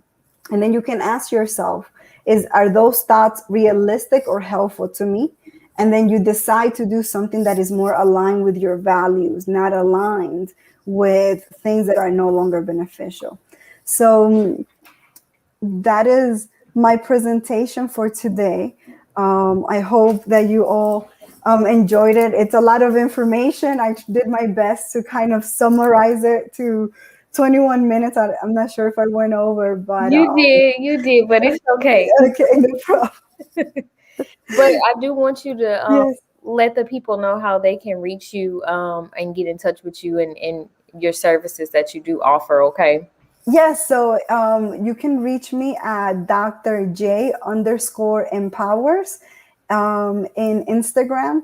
If the individual, for now, I work at a clinical hospital and I see clients there, but on that page, I offer a lot of tips and insight about wellness for the mind and the body. I did that platform trying to help our community, right? Not everybody has access to pay for a psychologist or to have or has health insurances. So I kind of created that platform to create services that our community, especially those of the African diaspora, can utilize, that is easy and accessible. Great. That's awesome. That's awesome. Well, I appreciate Thank you. your presentation. It was very insightful. Thank you. Hope you have a great day. Thank you. You too. Yeah. Thanks for having me. You're welcome. Bye. Bye-bye. All right, you guys. So the next speaker we have is Dr. Dia. Her topic is going to be on the mistrust women of African descent have with the medical system and how healthcare providers help them understand pre and post maternal health and the current state of legislation in the U.S. So I will bring Dr. Dia on and she can introduce herself, and then you guys can watch her presentation. Give me 1 second. Hey, Dr. Dia. Hello, can you hear me? Yes, ma'am, I can hear you. How are you? I am doing well. Thank you so much for having me. You're welcome. You're welcome. It's going to be a pleasure. Absolutely. I'm excited about this topic for so many reasons. I'm a mom of 6 wonderful children, and I can share you a lot of my own personal stories, but I won't do that today. And just a disclaimer, I'm not right now treating anyone clinically. I am doing more consulting work, and my background is in IO psychology.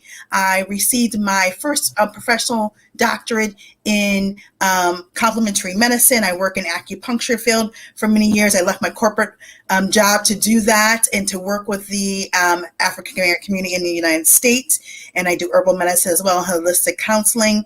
And right now I own my own firm, which is a human capital firm. It's called DBA Global Consulting. And I work with organizations, doesn't matter what size they are, about diversity, equity, and inclusion. And formerly, I have been a vice president and chief diversity officer. So I'm so excited to be here. Oh, awesome. And me being in the realm of, holistic alternative approaches, I have dabbled in acupuncture myself and, meditation as well. But I'll give my spiel on that later. So awesome. I'll let you take the floor, okay? Awesome. I do have a presentation, and just Dr. Jimenez did a wonderful job. I think I only have so much time. This is a very wonderful topic. I'm going to save some of my slides towards the end. So I'm going to go ahead and just start talking through it. So excited to be here. Thank you, everyone.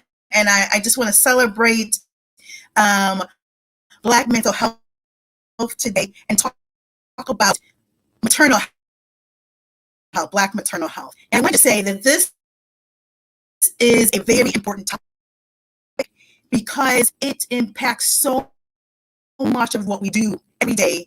And I want to just say that why I chose this topic is because I am a woman of color. I'm African descent. I think it's so important, the things that we do in order to make sure we have a better understanding about Black maternal health, but most importantly, the mistrust that happens in the medical profession, especially in the United States. So I want to start with a statement, and the statement is that the medical community in the United States was built on institutionalized and explicitly racist practices. That is the truth. And today, most experts like myself continue to research and lead discussions on diversity, equity, and inclusion because we know for a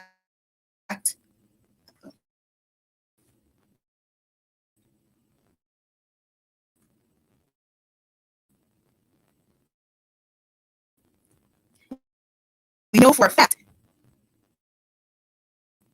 that we are facing this health crisis. So I want to just take the time to really talk about what's going on currently in our medical field.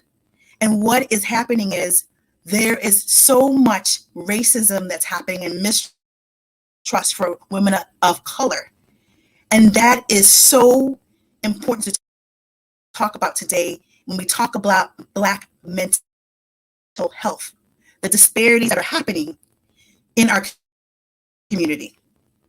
And I want to just also say that I'm not here to bash the medical community at all.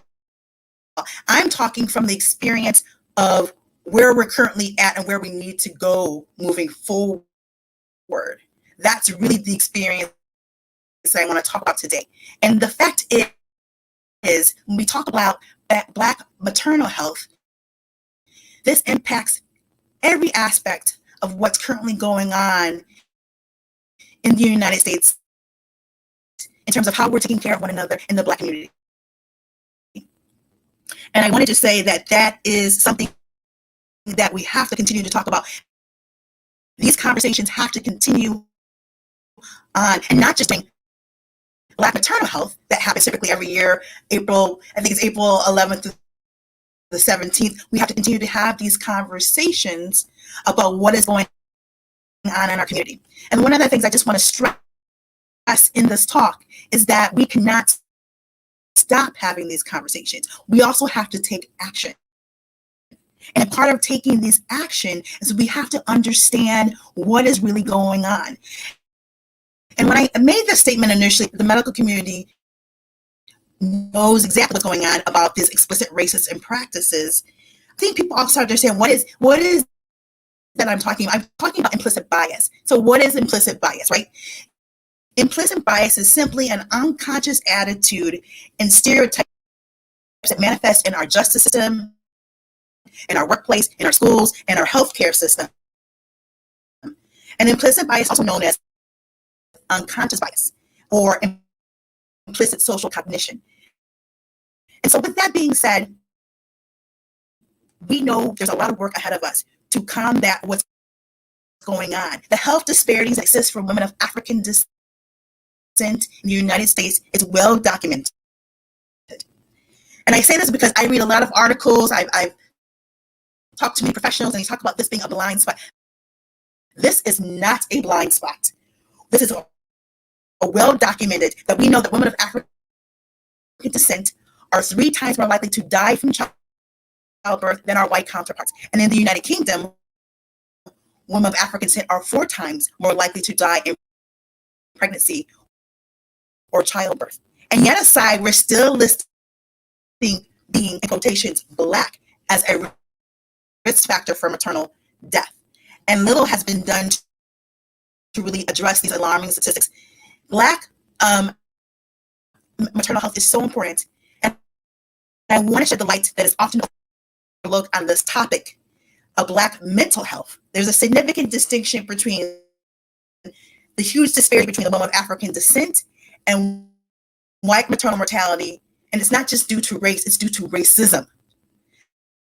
So let me just say this. This has been a year, right, of coronavirus pandemic, has brought a lot of disparities that has starkly been at the forefront to implore what is going on in terms of our health. But I wanted to say to all those who are listening today, I implore you not to lose sight of the actions that are required for our health community. The United States has failed to address systemic biases and the impact that it has on minority women in the healthcare, especially women of African descent. And so I'll be sharing some statistics later on that I think are going to be really put into this conversation from the CDC, which is the Center of Prevention and Disease. And so I'll be talking about later on. I'll show the slides later on. But I want to say, as of today, I want to make sure that you understand what is currently going on in the United States. So let's talk about a case. And this case it's somewhat dated because it's a case that I want to talk about in terms of a wonderful woman of color. She was of African descent. You can see me doing my clinical internship. And this case I want to talk about today because it was so profound to me. When she came to see me at the clinic, she said to me, I have exhausted all possibilities. And she came to me because she was having fertility issues with her partner. And she was diagnosed with PCOS. What PCOS is called polycystic ovary syndrome, which is a hormonal disorder causing enlarged ovaries and small cysts around the outer edges. So she was having these fertility issues for about 2 years with her partner, and she wanted to try acupuncture and herbs and nutritionalistic counseling. And she didn't trust any of her previous doctors. She shared with me that she had seen a number of specialists at both men and women, and they dismissed her. They simply did not listen to her. And the last doctor told her to come back after she had a couple of miscarriages. Yes, I said a couple of miscarriages. And then she told me that had been the most belittling experience in her life, and that she realized in that moment that her health and her well-being was not important. It was not a priority, and nor was her life of her unborn child meant anything to these professionals. She became depressed. She struggled through the news that her physician had given to her, and she even contemplated suicide. How can a physician tell a patient this? Did he not take the same oath I did to do no harm? And so I was able to treat her. We worked with her for a number of cycles into her menstrual cycle, and she was able to get pregnant. So I do want to say that. But it is so important that as healthcare practitioners that we listen to our patients. And she left my treatment and treatment of my team, and she was able to get pregnant, and it was a successful pregnancy. But when she left that doctor's office prior to coming to see me, she felt embarrassed, she felt ashamed, and she felt like she was a burden and she was worthless. I also want to make a statement today about distrust. What happens with distrust? It inhibits care-seeking behavior. It compromises our medical care and oftentimes leads to patients' non-adherence. And to further complicate the issue, research shows that patients of African descent are more at risk of lower quality of health services, including that of cancer, HIV, prenatal care, postnatal care, and preventive care.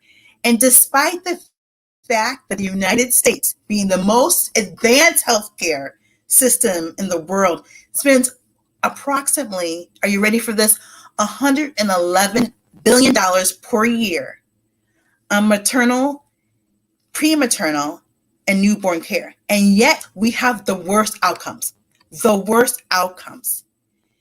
And so it is so important that we discuss this topic today about Black maternal health and the impact that it's having on our community. I also want to just say that there are a lot of key factors that I haven't discussed yet, and I'm going to get to those. But globally, I want to say that maternal mortality rates are decreasing. Yet, however, in the United States, maternal morbidity and mortality rates are rising. And one of the key factors driving this rise in maternal deaths for women of African descent is mistrust. And the historical legacy of 400 years of developing a system that actually has designed to fail us. Furthermore, I want to talk about race and ethnicity, but I really want to talk about the social determinants of health, what happens with health, and how it's determined. When we talk about pregnancy, we're talking about gestational diabetes, we're talking about peripartum, we're talking about cardiomyopathy that happens, cesarean deliveries, preterm deliveries, low birth rates, right? We're talking about all these things that are risk factors for women of African descent. And I want to talk about what SDOH means, because I want to throw out these terminologies and not have a meaning to it. I want you to understand that SDOH means that there really is about people where they're born, where they grow up, where they live, where they work, their age. Those are the biggest drivers of health beyond the scope of healthcare alone, right? So these factors, such as socioeconomic status, education, our neighborhoods, our physical environment and employment, our social support systems that are out there, our access to health care, make up about 60% of our health outcomes. And these are contributing factors ultimately impacting our healthcare organizations and the delivery of care.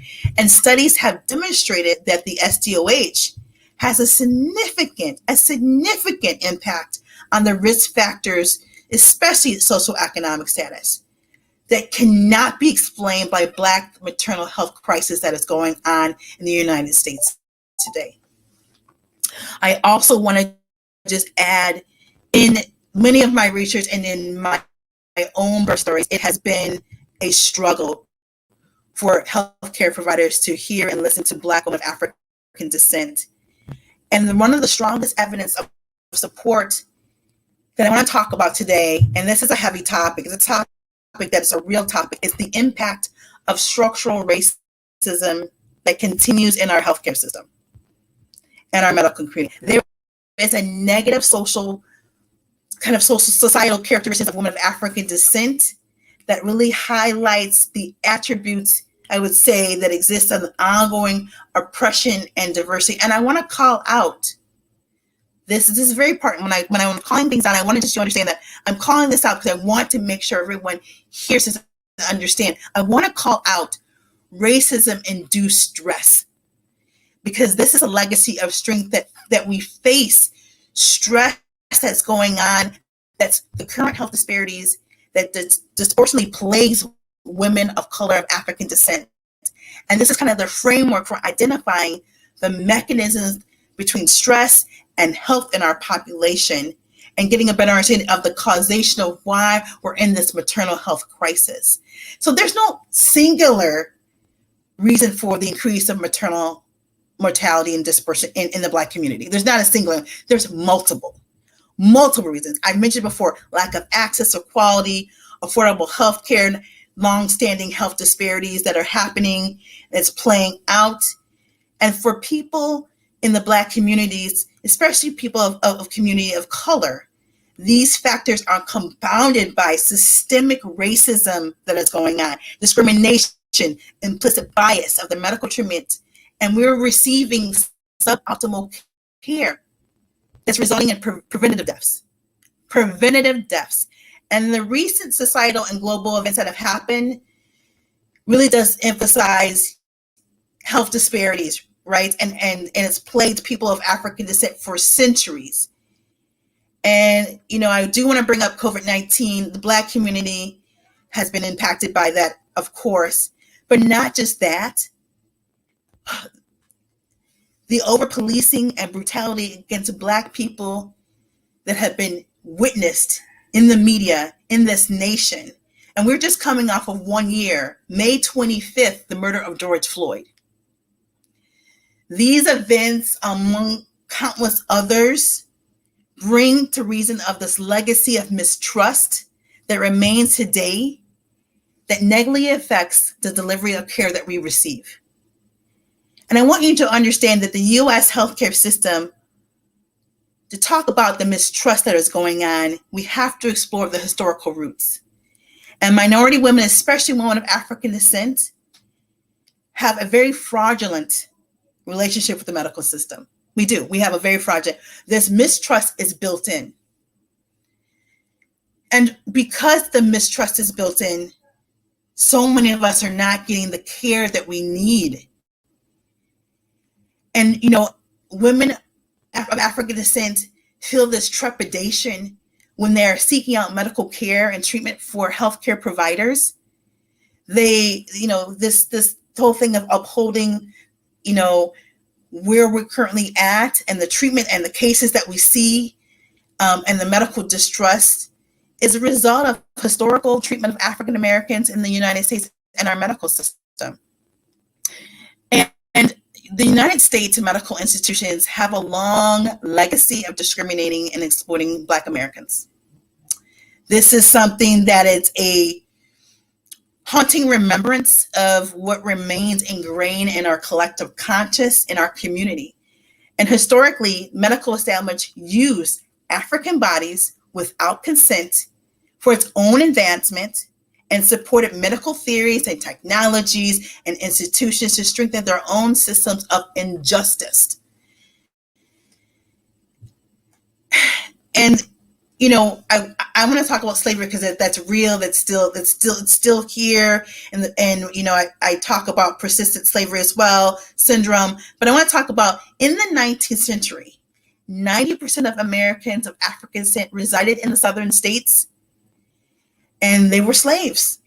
Physicians used slaves as subjects of abuse, involuntary medical experimentation to develop cures and to profit, and then slaves who were no longer profitable in the fields were sold outright for medical experimentation. And we can't forget things that have happened in the history that has happened over and over again of its mistrust. And I have to bring up, there's been countless examples of demonstrating of Black bodies being used as experimentation for Western medical infrastructure. Especially, we can't forget the distrust of the Tuskegee syphilis study. This was a study was conducted during the years of 1932 and 1972. And this infamous clinical study conducted at the historical Black, you know, College of Tuskegee Institute of Alabama, and was a U.S. public service, you know, health service. They studied the natural progression of untreated syphilis in poor rural Black men. And to do this study, Black participants were lied to by health officials and provided sham treatments. And I'll go and talk a little bit about the study because this is why this is so important to talk about this. Investigators enrolled a total of 600 impoverished African American sharecroppers. 399 of them were previously contracted with syphilis before the study even started, and 200 without the disease. And then those who were participating in the study were given free medical care, meals, and free burial insurance, right? However, the men were never told they had syphilis, nor were they treated for that.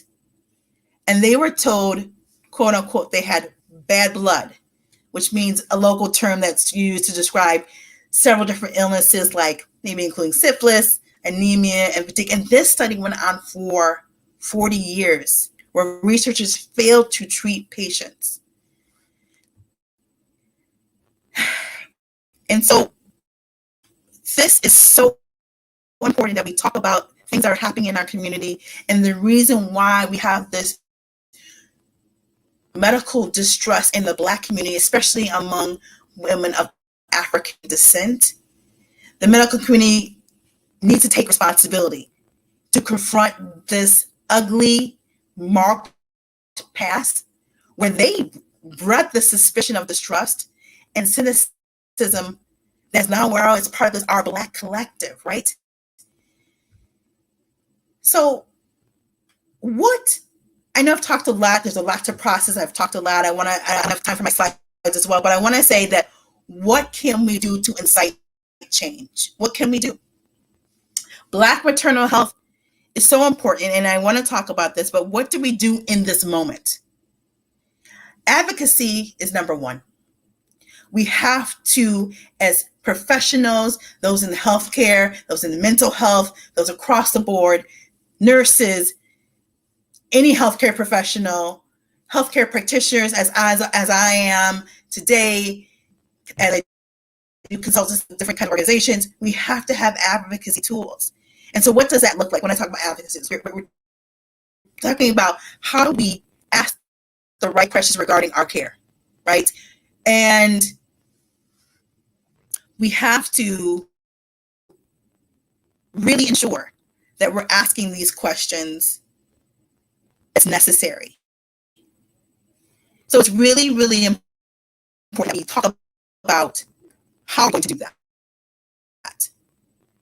And there's still so many complexities and layers that are happening, especially in pre and postnatal care. But I think it's really important to talk about choices. What does choices look like? And that is something that is so important to talk about, the choices that we have and that we have. And I believe there's still a lot of confusion for women of African descent regarding their right to choice in maternal health. I think it's really important to have education, but I also really want to talk about, what does choice look like for women of African descent? What does that look like? And where does the choice come from? So the choice is being asked. We have to be able to ask the questions, right? The right questions.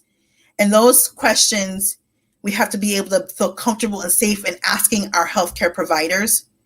But more importantly, I want to just tell all those who are listening today, your partners, your family, your friends, you've got to help. We have to help each other.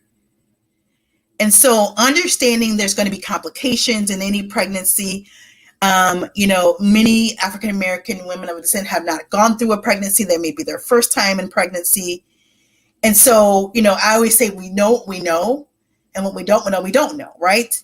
So it's really important that we talk about this topic and give the right tools of advocacy to our community and patients and our clients. And I also want to say that it's important to understand and recognize this is still a problem that's happening today. And I also want to give a shout out to the midwives and doulas out there who are doing the work, especially organizations like Black Birth Justice, For Cure for Mom, who are their mission based to advocate to improve for maternal health policies and regulations and education. And I am a person that believes in training. I believe training and anti-bias and microaggression training has to continue to happen in all levels of organizations, especially healthcare organizations. And we need to continue to have the preconception and postnatal counseling that continues to happen in the medical field and healthcare systems. We need to make sure that we have community outreach. Legislation is key to making some of these changes here in the United States. I also believe that we also need to ensure that we are extending postpartum follow-ups and ensuring that what that looks like, it's not just a 3-week postpartum, but it's comprehensive 12 weeks up to 1 year of working with mothers who have delivered. And because, the greatest risk that happens is typically postpartum. And so I want to make sure that that continues to happen and we continue to work through what that looks like, because 33% up to 55% of maternal mortality occurs the first year after delivery. I think it's so super important to talk about diversifying the medical workforce, and it's imperative to help with this crisis. Because currently, let's give you some statistics in terms of women, people of African descent. There's 13% of the population. It's comprised about 5% of active physicians in the workplace, and Black females make up less than 2%. So really, really focusing on that. And allyship. Allyship is key to furthering, to close this gap in terms of maternal care. I think that is key as well. And then also research. And I want to say that structural racism has really left Black women vulnerable. We are marginalized, and we're still receiving unacceptable care. And we're so susceptible to the highest risk of conditions. And so we need to optimize these risks that are so important into improving health disparities, long-term outcomes for healthcare education, and that promotion of that of education. And it just doesn't start with clinicians. It starts with our whole community. It starts with advocacy. It talks with all the things I talked about today in this talk. And I have some concluding thoughts. And I want to just say one of the things that concluding thoughts is also a quote is from Martin Luther King Jr. And he says, "Of all the forms of inequality, injustice in healthcare is the most shocking and humane." I'm going to switch over to my PowerPoint presentation real quick. I have a couple slides that I do think will be really great in terms of just wrapping this up, because I know we only have 20 minutes. I'm gone over, but I'm going to share my slides. Give me 1 second.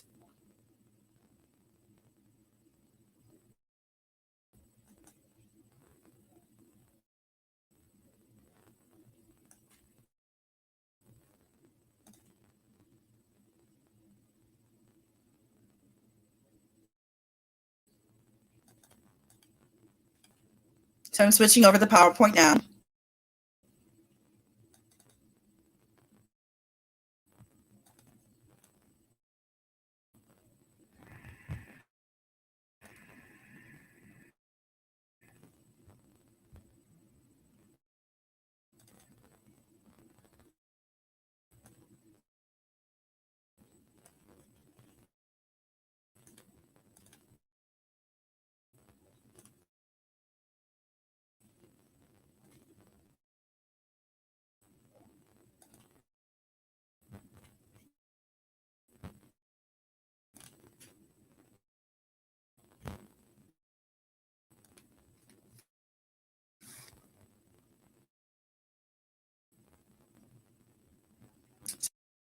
Sorry for technical difficulties, everyone.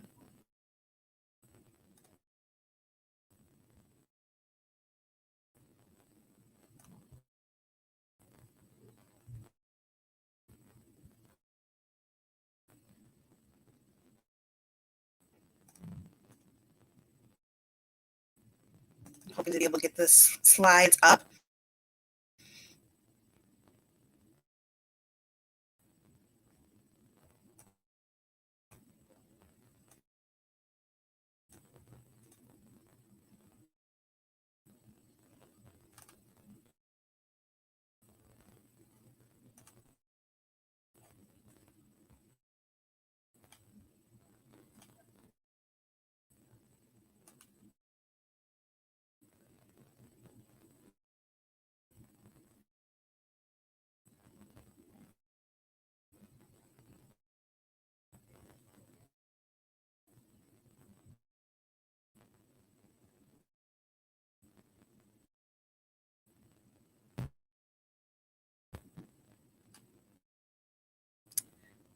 See here.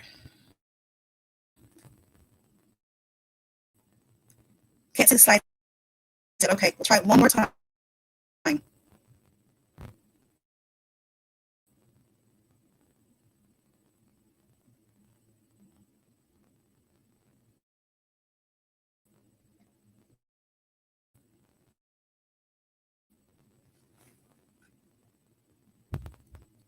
It is loading, I promise. I will hopefully get these slides up. There's only a few slides.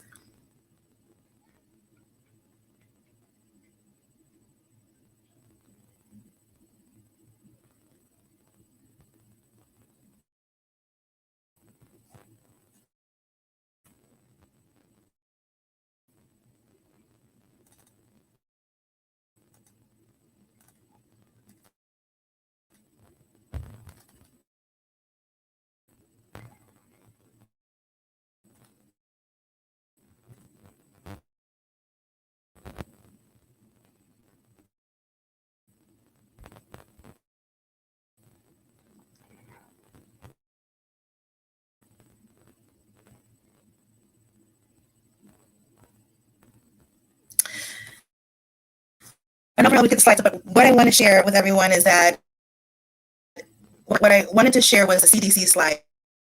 And in the CDC slides, it did a comparison from 2008 to present day. And it just showed in the CDC, and you can go to WWCC, it showed the kind of infographics of women of African descent Black women and how it has not changed in terms of the gap, in terms of mortality and morbidity for maternal health. And I apologize for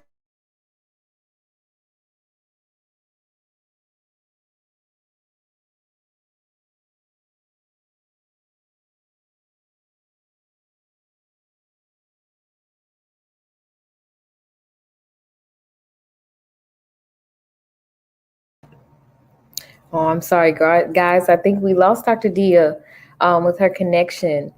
So I'm gonna go ahead and we're gonna move forward with our next speaker. His name is Daniel. Title of his presentation is he's a high school teacher. He's an inspirational speaker, holistic counselor, and coach. He's a mental health activist. He's a pastor at Masaka Pentecostal Church. And his topic for discussion is impact of rejection on mental health and how to overcome it. So let me get him on and we can get started. Hello. Hello, Mr. Daniel. How are you? I'm very blessed to be here yet again today. Good, good. Well, go ahead and give us a little background and then we'll go into your presentation. Yes, thank you for that. Daniel is my English name. Dileba Dratibi is my traditional name. I'm here right now in Kampala. We're in lockdown because of the second wave of the variant from India of COVID-19, but God is keeping us safe, and I'm glad to be able to share with us today. Good. Well, I'm gonna be listening. I'm intrigued. All right. Can you allow me to share my screen? Yes, sir. All right. Let me do that so quick. Let me do that really quick.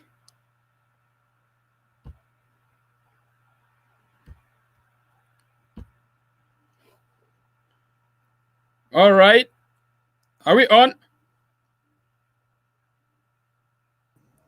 Yes, we Hello. are. Yes, we are. I can see you. All right. You can see my slide. You can see my screen. Yes, sir. Can you see my screen?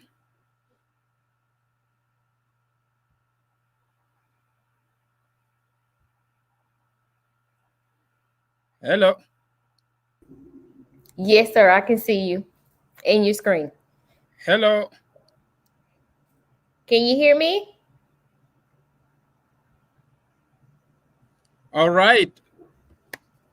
Good to go, right? Yes, sir. All right. All right. All right. I'm grateful to God for the opportunity to be able to be of service to today's session of the first anniversary event of Black Mental Health Matters. How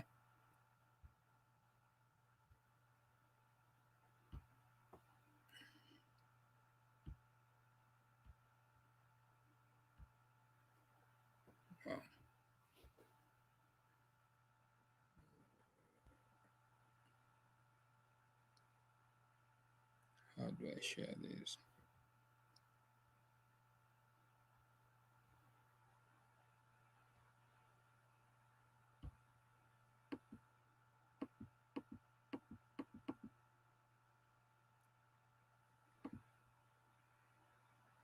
All right, I'm having a challenge with sharing my screen here. It has shared, but then my slides are not able to move the way I want them to move.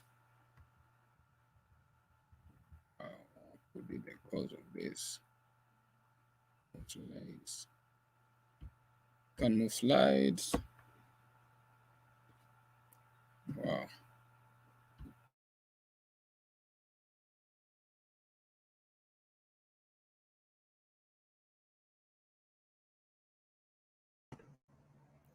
Do you see those little arrows in the bottom?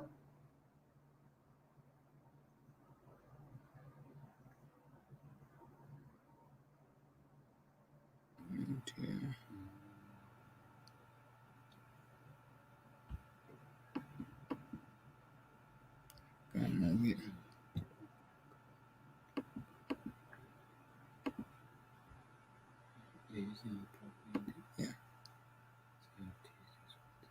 Okay, move this. Let's move there. There you go. Oh, it's good there? Yes, you can move it from there. All right. Thank you. Thank you. You're Thank welcome. you. Oh, awesome. Awesome. Yeah, Daniel is my English name. I'm a high school teacher, a pastor at Masaka Pentecostal Church. I work mostly with the youth. I'm an author of so far 3 books which are published, and all of the 3 books are on Amazon, and they are also in hard copies in some stores here in Uganda. I'm a speaker, a holistic counselor, mental health advocate, and above all, I love coaching, and I love training young people and even old people as well. My hope today is that by the end of today's sharing, we should be able to appreciate the fact that everyone goes through rejection regardless of status. So whoever is out there going through rejection is not alone. All of us will go through this. Also, to be able to realize that hiding your pain of rejection only fuels mental breakdown. Yeah. And also to realize that we all have the power to overcome this. And by the end of today's sharing, my hope is that we will be able to take action to break free from the bondages of the past pains of rejection and turn our greatest dreams into reality. Also to be able to improve in our work engagements and performance at work, relationship, marriage, and so on. Impact of rejection on mental health. You know, all of us, we rub shoulders every day with people who are desperate, hurting, and lonely. We may not even be aware of the dark road they travel. Sometimes we notice this, but oftentimes we don't. Maybe we are too busy ourselves. We are preoccupied. We are overwhelmed ourselves. To be honest with you guys out there, many times we might be those who are desperate, they're hurting, and they're lonely due to rejections. Abandonments, insults and abuses, false accusations, starvation, corporal punishments, harassments, isolation from others, negative attitudes of others towards you, never been appreciated but rather blamed, being despised, and so on. Many other forms are the forms of rejections we face from home, family, school, place of work, relationship, marriage, for various reasons. What are some of these causes? Because I just want to do a dissection through this. Then we'll be able to come back and then we wrap it up. Sometimes we contribute to rejections in 3 ways, either through our bad characters and habits, or through our rebellion and negative personality traits. But then we have this other form of rejection that comes to us. We are rejected, but we have nothing, we have no clue. How are those ones? Number 1, barrenness. Barrenness in all its forms. Here in Africa, it is worse. Anybody who seems to be barren in any form is rejected. Poor stature or physical impairment. You know, most of my friends who are my OBs, we went to school with them, and we did life together with them. At the end of the day, many of them are not where they are just because of being rejected, because of either their height or because of their physical body size, you know, and then also sicknesses, generational rejections that come. Like, I like the topic that has just been shared here by Dr. Dia. You know, until you understand your history, until you understand where you're coming from, you know, some generations, it just continues as a circle. I was amazed to know how people were treated, you know, especially the blacks, all those years, you know. So sometimes those become a part of us. Generations go, generations come in, and it becomes part of us. Racism, you know, the positional insecurity, the tribal differences, the negative recommendation by others, envy, social status, faith differences, poverty, standing on the truth, witchcraft, all those, many others are the forms, are some of the causes of rejections that we go through. And one thing that is true is that as men, more men are battling mental health challenges than women. Even the Bible, I've been researching through the Word of God. So far, I'm still doing more research. 7 men are quoted in the Bible who suffered depression. And there are only so far 2 women I've discovered who have also suffered depression. 2 women in the ratio of you have 2 to 7. You can imagine if you break it down, it's like in every 4 men, so in every 4 depressed men, you find 1 woman who is depressed, you know, and more men are hiding their pain. But I want to challenge each one of us out there today. Hiding your pain of rejections and mental health challenges only fuels more disaster. Help is available. Let's reach out. Help is available. Our choices of today all stem from the feelings we developed from the different events in our lives, especially those events of rejections. When you try to sit down to evaluate the choices you've made, where you are right now, I'm very convinced you are where you are today because of the choices you made due to the rejections you received, either in your family, place of work, in your school, in your relationships, and all of those things affect how we relate with others. It affects how we, you know, we do life. Now, what is the problem? According to WHO, we see this report. In this report, we see that a lot has happened. This research was done last year.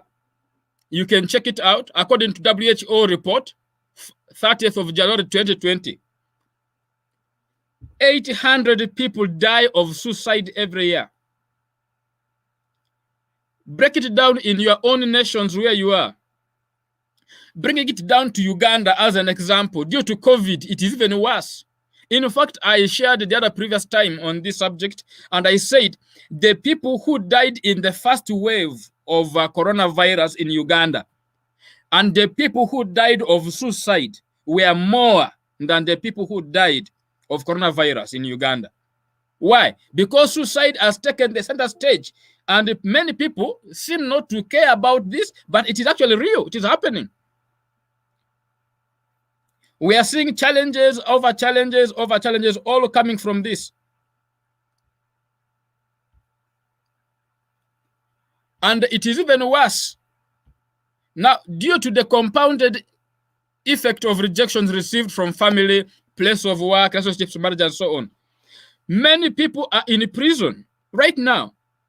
Self-imprisonment has become part of the day. You know, a prison is a facility in which inmates are forcibly confined and denied a variety of freedoms under the authority of the state. But life imprisonment is any sentence of imprisonment for a crime committed under which convicted people are to remain in prison either for the rest of their natural lives or until pardoned, parole, or otherwise committed to a fixed term. You know, and many of us are suffering this. We are down here. Look at where you are at right now.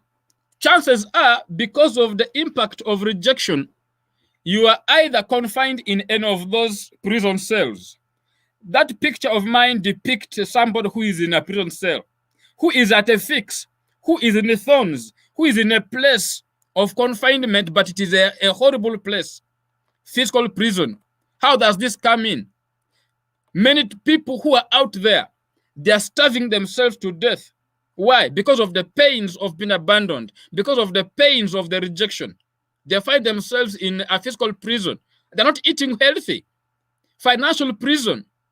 Somebody who rejected you or abandoned you because maybe you are broke, you end up going into financial debts. You end up trying to borrow money here and there. You end up with loans, just trying to buy assets in which are actually liabilities, trying to impress others, but actually you are the one paying the debts. You know, and those things affect all of us. Many of us are in financial debts. Why? And if you check deep down, just because we wanted to prove a point to somebody who doesn't even care. Many people are in social prisons. How many people can you call your friends? That explains why many people go to work early in the morning, come back late in the night. You know, they have no people to talk to. They have no social network. They're in a self-imprisonment, and they've cut themselves from friends who could actually be of good service to them. Many are in emotional prison, the mental prison.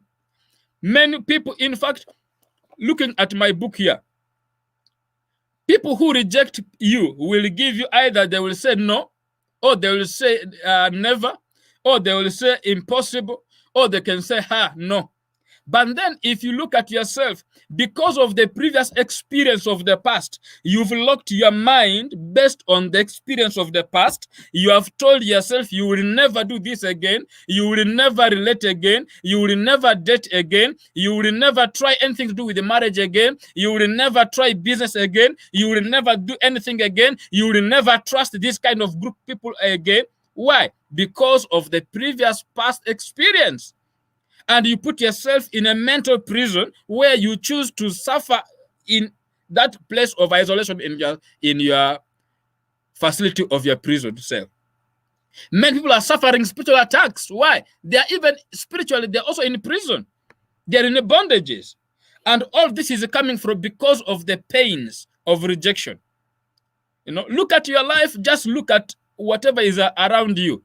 You will see that, in fact, things are the way they are because of the prison that you told yourself you will never do this again. You told yourself you're not good enough. You told yourself you can't do this and that. You told yourself it is impossible, you can't. And because of that, you are limiting yourself. But time has come for us Black people, for us every race out there who has ever suffered rejection in whatever form, in whatever community, in whatever environment. Let's arise, overcome this monster, and turn our greatest dreams into reality. It is possible. Yes, we can. We can. We don't have to remain in our prison cells. Now, question will be, okay, you've talked nicely about this. How do we then do this? You can do this. I'm going to give us just holistic approach to this. One, you can do narrative therapy. Like I was sharing in the previous session, men hardly open up when things are bad.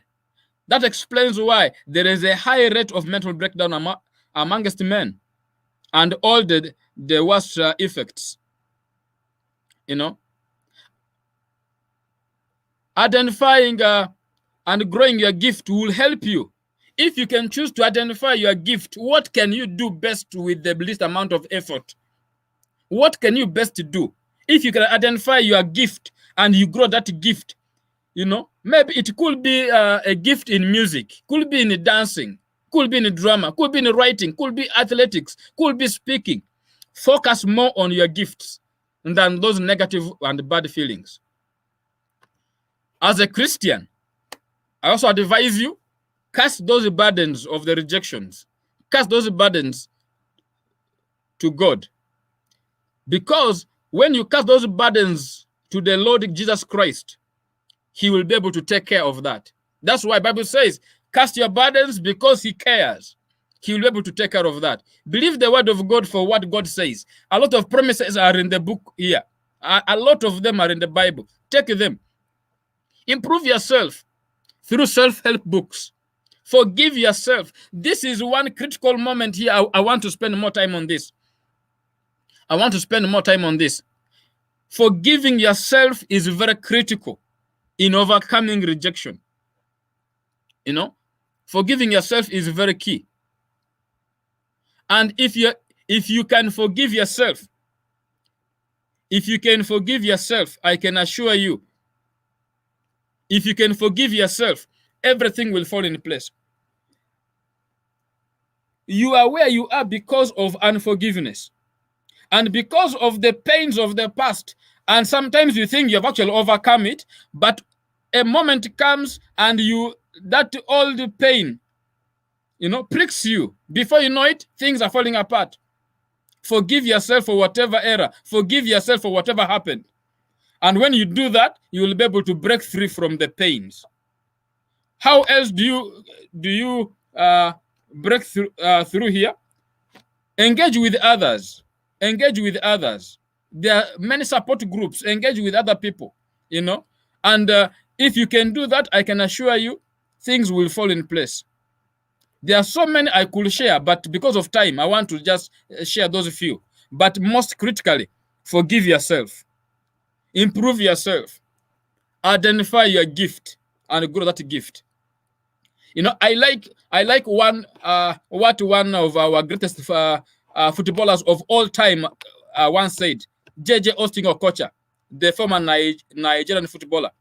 He said when he first went to Germany, he didn't know that he was black.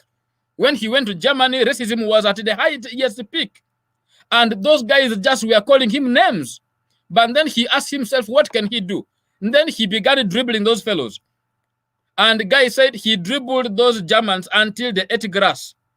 You know? And you can believe with me, right now, if you go to Germany, J.J. Okocha is one of the famous legends of football in German Bundesliga history. And he was installed as one of their greatest footballers. The name of calling him a monkey ended. In fact, he became a cherished guy. You know, we can. If we can grow our gifts, if we can grow our talents, identify who we are. You know, you cannot do what you don't know. You cannot deal with something that you don't understand. If you can dig down the root cause, the root issues, then things will move. Then you will be able to understand, okay, this is actually what happened. How can we then move from here forward? But if you don't know the truth, you will never be set free. But just because the truth you know is what sets you free. But I want to still emphasize this. Hiding your pain will not help you.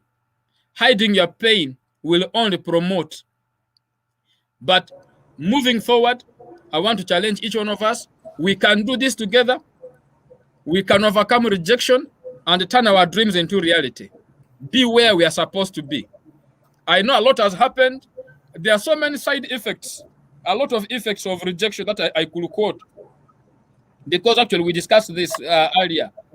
The issue of the domestic violence, the challenges with separation and divorce, issues of self-esteem, issues to do with your vision, issues to do with the dysfunctional society, issues to do with your passion.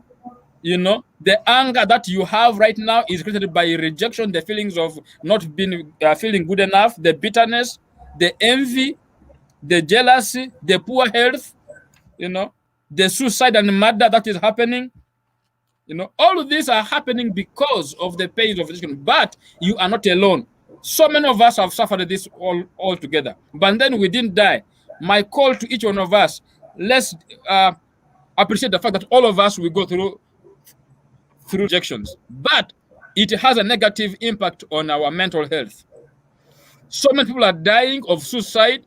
So many people are dying because of the issues of depression, just because it is all stemming from the pains of rejection.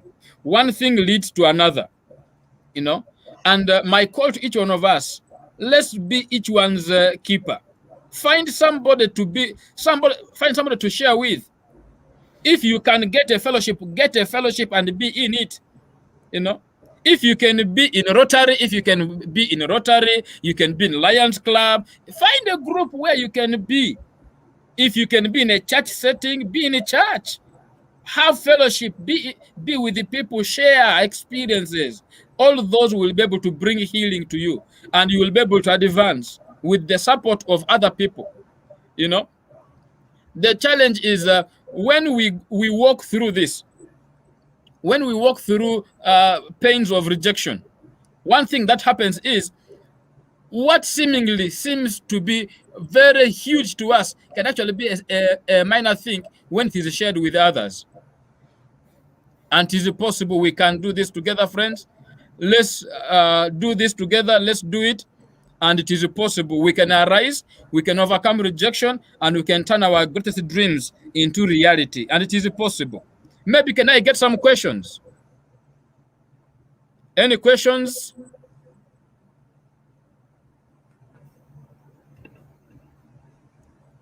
Hello, can I get some questions?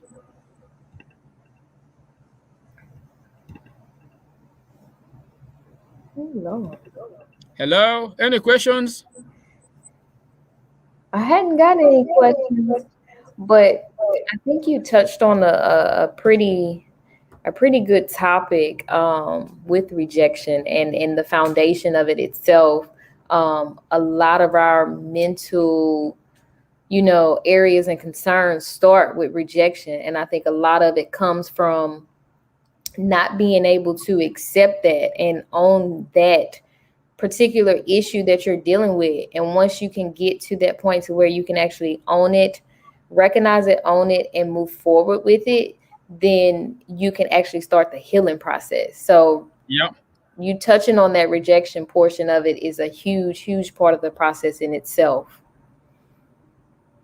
Yeah.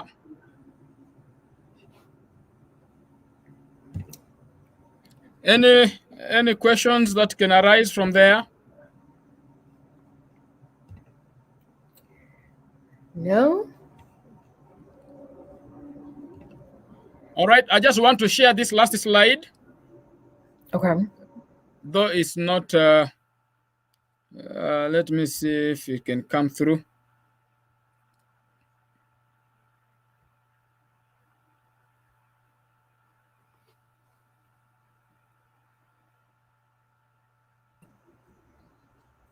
Oh, Mr. Daniel, I do have one question that came. So how can an individual get in touch with you?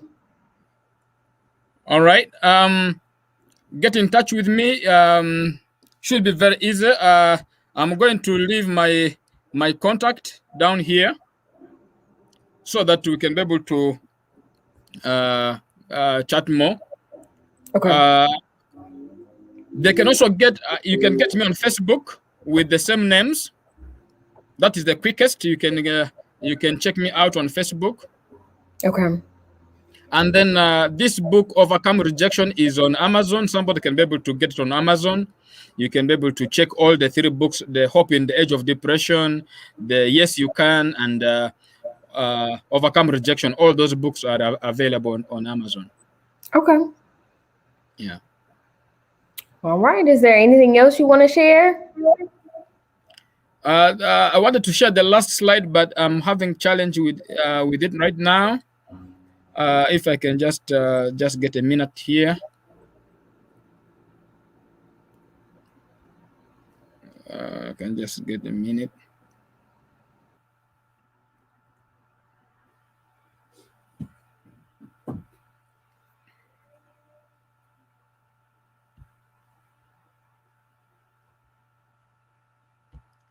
Okay. Share screen.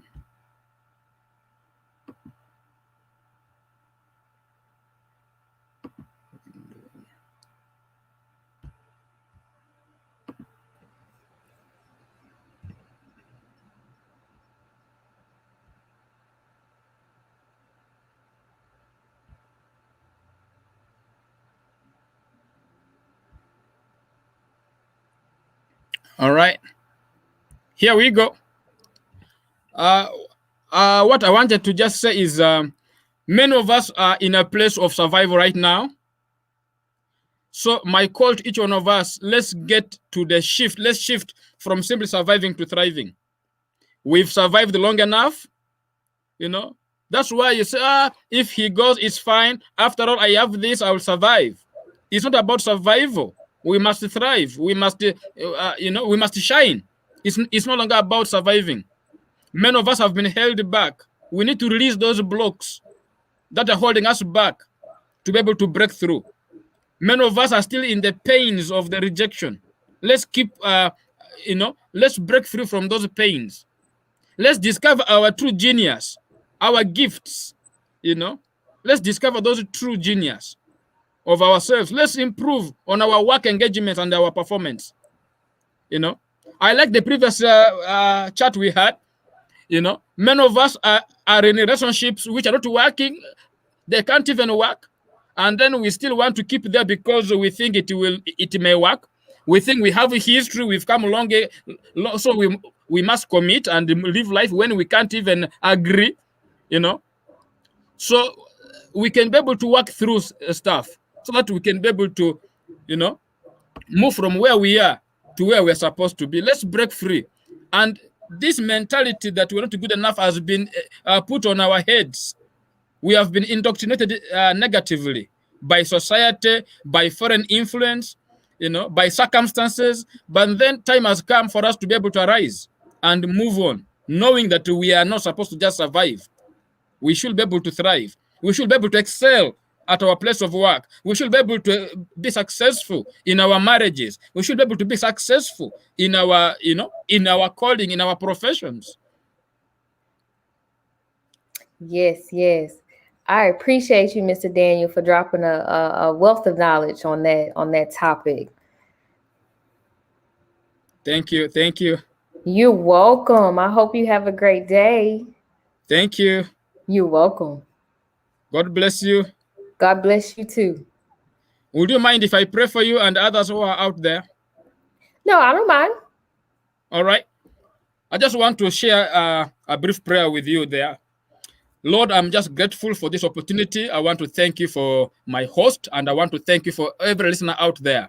I know so many have gone through pains of rejection, and because of that, we are in a place of confusion. We are now in a place of discouragement. We are in a place of depression. We're in a place of hopelessness. But Lord, I want to speak hope in the name of Jesus. I want to speak life to whatever seems to be dead, to whatever dead situation. I want to speak your life to be able to resurrect everyone's dreams, oh God. May dreams come back to life. May all those dreams that seemingly appeared dead come back to life. And I pray that, Lord, you will, by your power of the Holy Spirit, resurrect and let everyone achieve their dreams and turn their greatest dreams into reality. From mere dreams, oh God, from the abandonment, from the pains, Lord, may all those seas, may you help us get healed from the wounds of the past and help us have a new life that will take us to where we're supposed to be for the glory of your holy name. We thank you in Jesus' name, I pray. Amen. Amen. God bless you. Thank you. God bless you too. Thank you. You're welcome. All right, you guys. So we're going to move on over to our next speaker. It's going to be Dr. Kevin Washington. So his title, he is an African-centered psychologist. And his topic of discussion is why African minds matter. So I'm going to bring him on so we can kind of delve into his background and go into his presentation.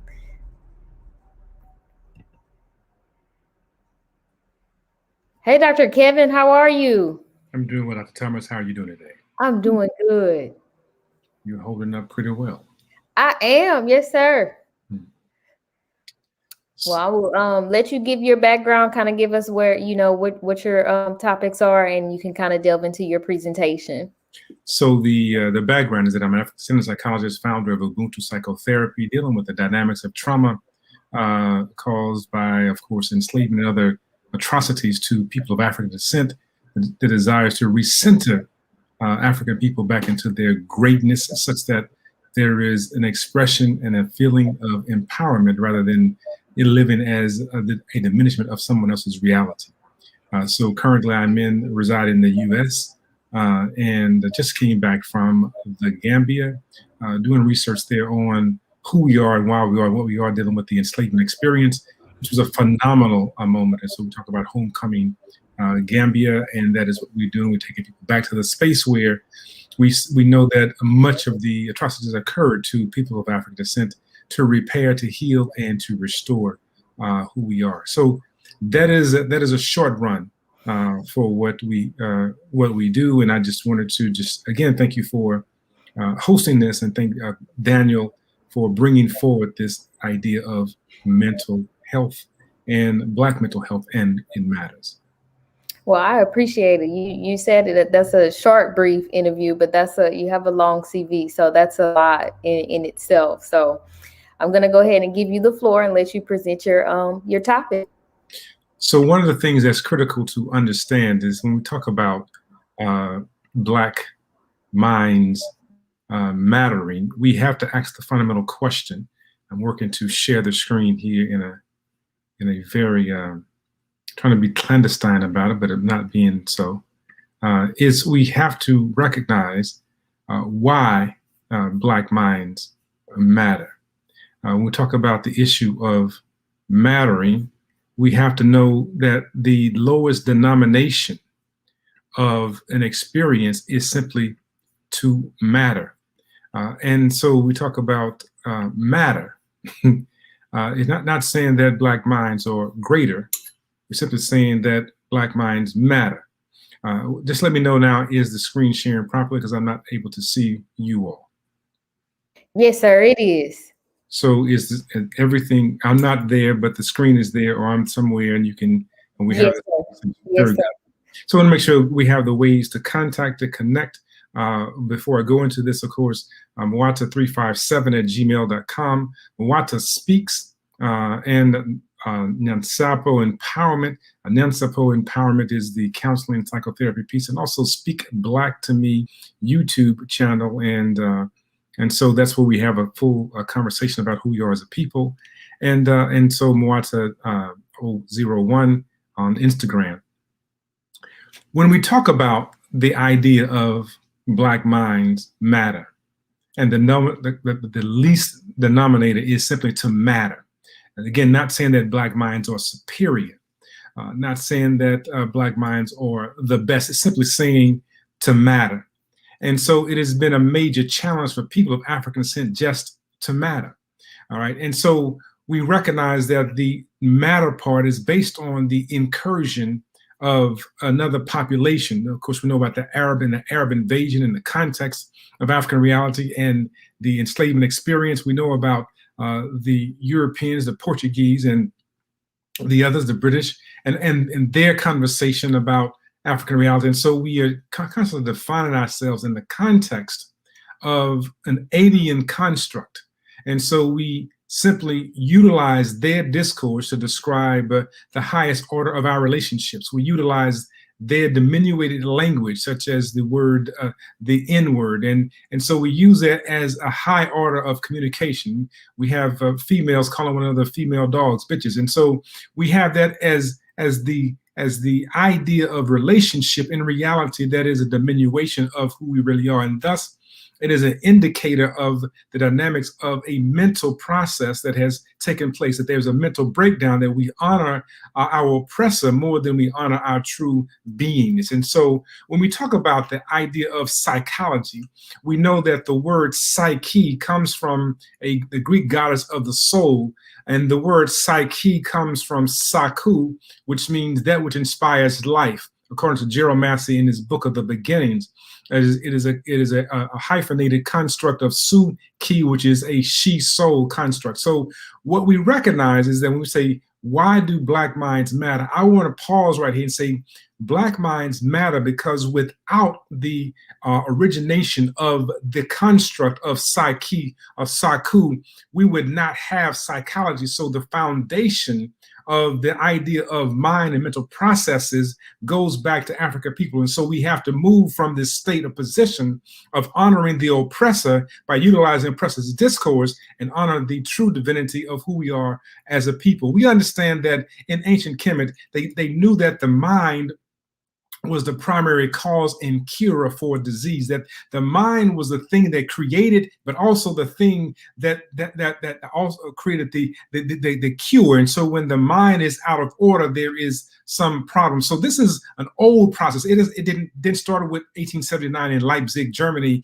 with individuals coming up with psychology. The idea of understanding the power of the mind started in ancient Kemet. And it's important to understand that our traducers, our oppressors, know this better than we do as people of African descent. They knew about Tahuti. Tahuti was a divinity that expressed cosmic consciousness, and that he enlightens the possibilities within people. The idea of the Tahuti having the head of an ibis bird, and the ibis bird is able to walk through the murky waters of the Nile and pick out that which can sustain life. So this idea of consciousness, this idea of being able to see through murkiness to find that which is good, is a part of the idea of understanding the mind going through terrible situations and finding that which can sustain a population. And so this construct comes out of ancient Kemet or Egypt or Africa. And so the reality is that without this, you don't get Thoth. And so they took the word Tahuti and made it Thoth, and Thoth becomes the origin of the word thought. And so we know that the beginning, the origin of anything starts with a thought, but the idea of thought is to be able to weed through those things that can be confusing, find that one thing that is good, and therefore to move forward. And so they understood that the mind was a divine eye, and that the divine eye must be whole and sound. A whole and sound mind led to sanity, prosperity, and good physical health.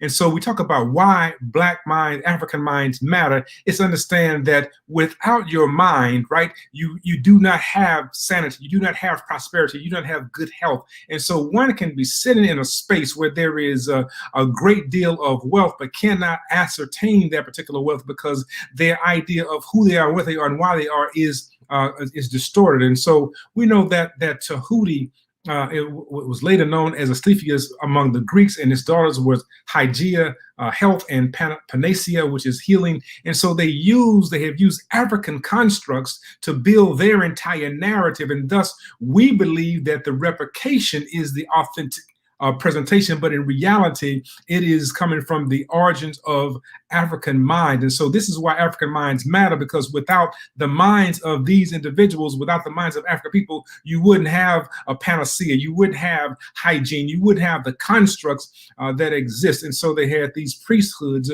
in which they began to cultivate this knowledge. This is ancient Kemet. This is knowledge. So here's why African minds matter. The Europeans or the Egyptians or the Greeks traveled into the space. Herodotus says that when he got into the space known as Egypt, they looked like they had been kissed by the sun, indicating that they had to have very dark skin. And so they were very clear. And so they said that we have learned from them. And so we began to think that Aristotle and Socrates and others are the originators, but in reality, they are the ones that had replicated the construct, because if they were bringing forth information and knowledge that was from the Greeks, why would they have been excommunicated and or killed? The information was alien to the Greeks, and thus we understand that without African minds, you don't have certain things like the 7 liberating arts, because the earliest institutions that existed were Apet Asut, one of the earliest universities, and so it was considered the holiest of the holy places.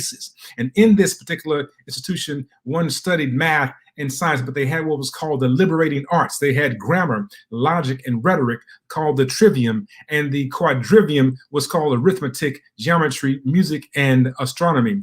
The word trivium is the origin of the word trivia, and so without even African thought understanding that there were 7 liberating arts, these liberating arts liberated one from the fetters or the chains of ignorance. And so why do African minds matter? We matter because without this particular knowledge, we don't have what's called liberal art colleges in the U.S. or around the world, because it is because of the African knowledge, the African genius, to understand that you must know how to organize words and understand logic and understand rhetoric and understand mathematical constructs and understand geometry and understand rhythm and music and understand astronomy, to understand who you are as a person, because they said that the person is a microcosm of the macrocosm. So if you understand yourself, you can understand the universe. That's why they always said, man, know thyself. When you know who you are, it changes how you move in the world. And so this idea of liberation came through self-knowledge, that education was a way to get in touch with one's divinity. So when you knew who you were, you began to operate and function differently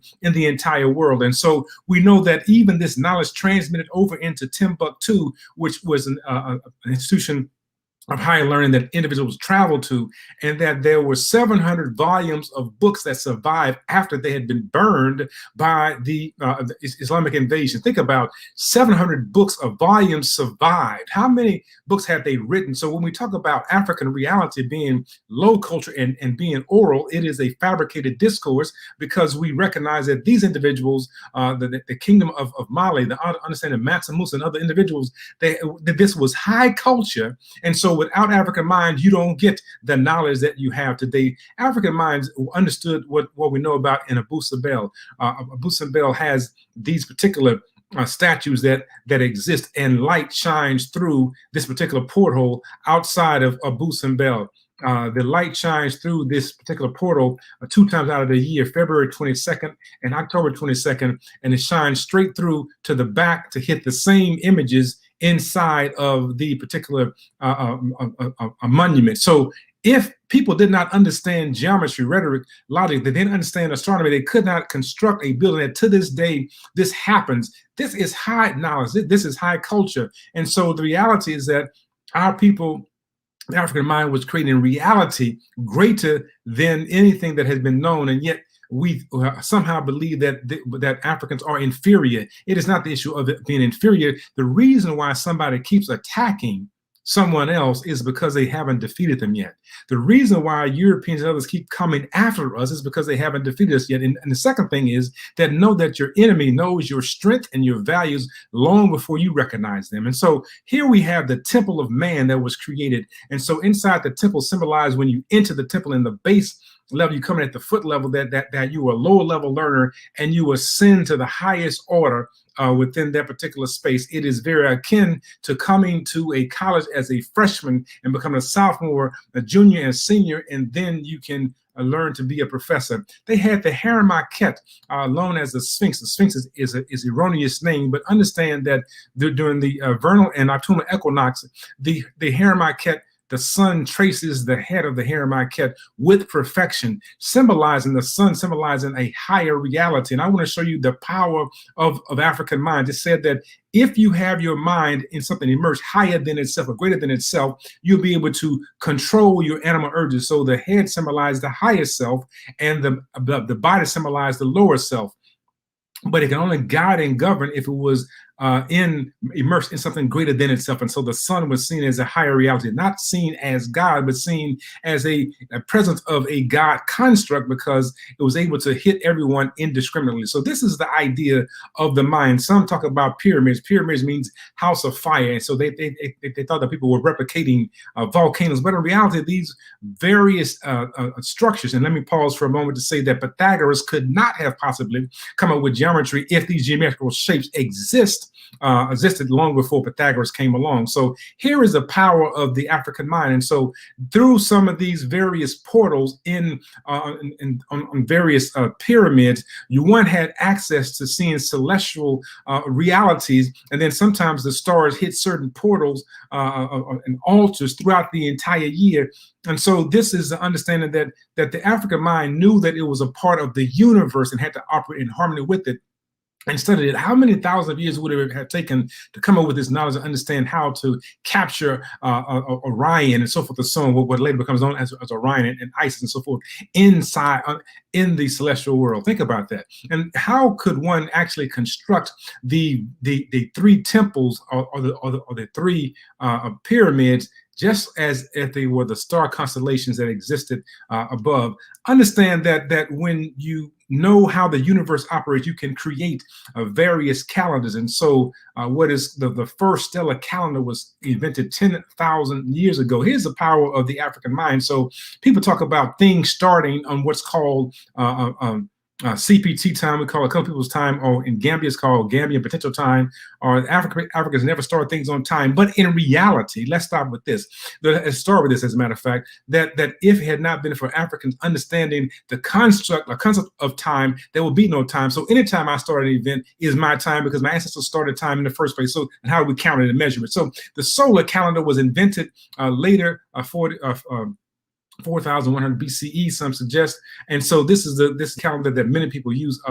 Some use a lunar calendar, some use a solar calendar. The reality is that counting and measuring time comes from the mind. But this same genius was carried over to Benjamin Banneker, and he invented the first clock that had operated with perfection for 40 years. So this idea of genetic knowledge, of understanding how to measure and count, is within us today. So we have to recognize that it's not only back here, but it's also here in Benjamin Banneker. But also some talk about Africans were only a verbal or oral tradition. But if in Africa there was in ancient Kemet, there was a creation of the thing called the papyrus, which is the origination of the idea of paper. Why would you write? Why would you have something to paper, a thing called paper, and not write on it? It makes no sense whatsoever. So in reality, the idea of letters and lettering comes from what's called the Medu Netta. in the sacred temples. And so the African mind created the way to put letters and words and thoughts together to replicate it such that others can find it later. And even in the US, we have John Love created the pencil, William Purvis invented the fountain pen, Lee Burrs, the typewriter machine, and Lovett invented the printing press. So we have the continuation of African genius. Here is why the mind is so important. African mind is so important. See, the Dogon were able to understand how the various stars moved in constellations. So beyond ancient Kemet, they understood this, and they understood that the power of the word is essential. And they said that the word contains both heat and moisture. They understand the power of vibration and frequency in words. And so words create and words break down. They say the same thing that creates life, the hot, moist substance that goes into woman from man creates life, so does the word. It has heat and moisture, and it creates life, that the word was powerful. They knew that the word was from the front, the side, the back, the clear word, the sacred word, that word had face value, word had implications, the word had sound meaning, and word had something greater than itself. And so the Dogon understood the power of speaking. And so let's be clear that many times we have a population speaking to us that we begin to utilize their vibration and become a part of our reality. Anytime one buys into an ideology that they are inferior, that they are less than, then they are using the oppressor's words to alter their vibratory frequency and thus control their reality. But our ancestors understood that the word had power. And so we know that it's more than sticks and stones may break my bones. We know that words have something that is essential. So here then is the idea of the African mind. First and foremost, spirit is sacred. That all things are seen as being spiritual, that all sets are connected, that there's a union between the sacred and the mundane. Life is religion, and religion is life, according to John and Bitsy. Cause and effect are seen as a spiritual phenomenon. To attend to the mind is to attend to spirit. We have to understand that Africa sent a paradigm then for health and healing. The value of the collective is the most salient aspect of what it means to be human. The idea of communal self-knowledge is the key to total health. The spirit is a primary source of health, healing, and holism. Healing is, the spirit, or healing of the spirit is healing of the body. And so we understand that the body has had some incursions to it. We know about the trauma and the horrors of the enslavement experience. We know about what has happened in the US, and others have talked about the traumas of Jim Crow and other things. We know about the trauma of existing in a space. And so we cannot possibly have what some want to call post-slavery syndrome. We can't have post-PTSD when it's ongoing. Thus, I call it persistent enslavement systemic trauma. It is an ongoing process that is psychologically caused devastation. It is disruptive to our spiritual being, emotionally destabilizing, economic disinheritance, and political disenfranchisement. Wherever you find African people, you will find this phenomenon taking place, that the European incursion has devastated the population. However, the population still remains strong because we hold on to something greater than what has happened to us, and that is something that's happening through us. And so we understand this, that trauma has a mental, emotional, and physical component to it. That cultural trauma is something that happens to an entire group of people. And so the idea of human trafficking and the idea of incarceration in the context of enslavement, all these things have impacted the population. We know that pests manifest in how we see ourselves, how we function, the foods that we eat, the way we dress. People are in certain spaces, even in their own country, afraid to honor their own cultural realities. I've been to various African countries that are afraid to honor, for example, African rhythm, and rhythm is a drum and dance, right? So it belongs to somebody else other than themselves. It's important to understand that that is who we are as a people, and the rhythm and dance is not simply entertainment. It's about inner attainment. The ideology of enslavement is something that has to be dealt with. I want to share this, that if one does not address the dynamics of trauma, we must recognize that it causes a disruption to the body. So we have ill health within our community, where we have a low birth rate for children, or high infant mortality rate, or a high occurrences of hypertension and other things, because of the allostatic load that is taking place, that the stress of living with the trauma of being oppressed kills us. So people are dying more from what's eating them than from what they're eating. People are dying more from what's eating them than from what they're eating. And what's eating people is the idea of racism and oppression, that it causes high cortisol level, which causes plaque to build up in the arteries, which causes coronary heart disease, high blood pressure, poor glucose regulation, contributing to diabetes and low immune system, making people vulnerable to various diseases and so forth. We have to recognize that when we reclaim our minds, we're able to get centered. And that is where an African-centered psychology comes into perspective. It recognizes spirit is all. I appreciate everybody for their journey, helps people to build upon their journey. It acknowledges the power of who they are as a being, as a spirit being. And so the Kikongo model comes from Fukuyama. Dr. Fukuyama talks about wellness, a spiritual wellness, and the Ngolo Zendikina is the natural healing potential that exists within us all. It's like when the blood coagulates over a particular cut, that there is a healing that takes place. That among the Congo, they understood that we are radiating in 7 distinct directions. We're radiating forward and sideways and backwards and downwards.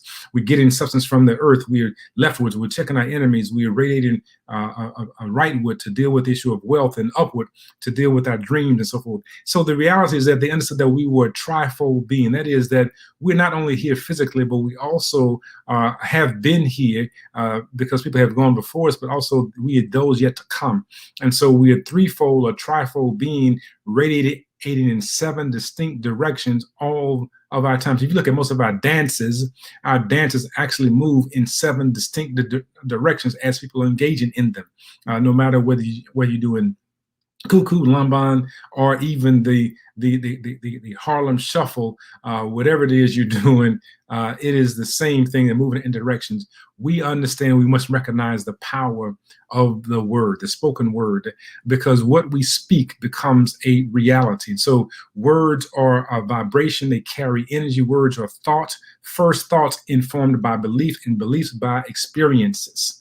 And so we understand that the human potential, and coming to a close, the human potential is within us all, that everyone is born with the power and the capacity to impact reality. And that is influenced by what we experience, or how it is nourished and nurtured through words and other things. And so we must challenge the words that we have heard about who we are, and challenge the words about our history, challenge the idea that we are inferior, and begin to turn back towards our truth, because that is where we begin to find who we are. That is where we get our minds back. Everyone comes into being for a purpose. So we understand that everyone has a purpose, and everyone has the potential for greatness, that progress occurs through understanding our thinking. And so when we change our perspective, when we change how we see ourselves, when we change how we begin to understand who we are, it changes what we see in the world. We have to identify our cycles of thinking, which contributes to our drama cycles. Many times we end up in the same cycles because we haven't challenged our thinking about who we are. That's the idea of the mind. We must think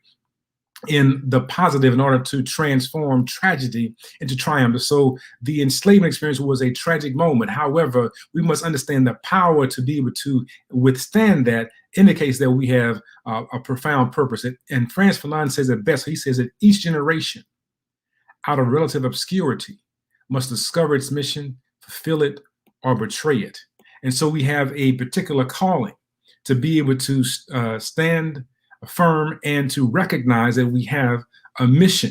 And the mission is to move forward with our mind being sound, being solid, and not being somehow contaminated by someone else's belief system, BS, belief system about who we are and what we are. And so here is then the power, the importance of the African mind, that without the mind, the African mind, there are many inventions that we would not see, we would not experience.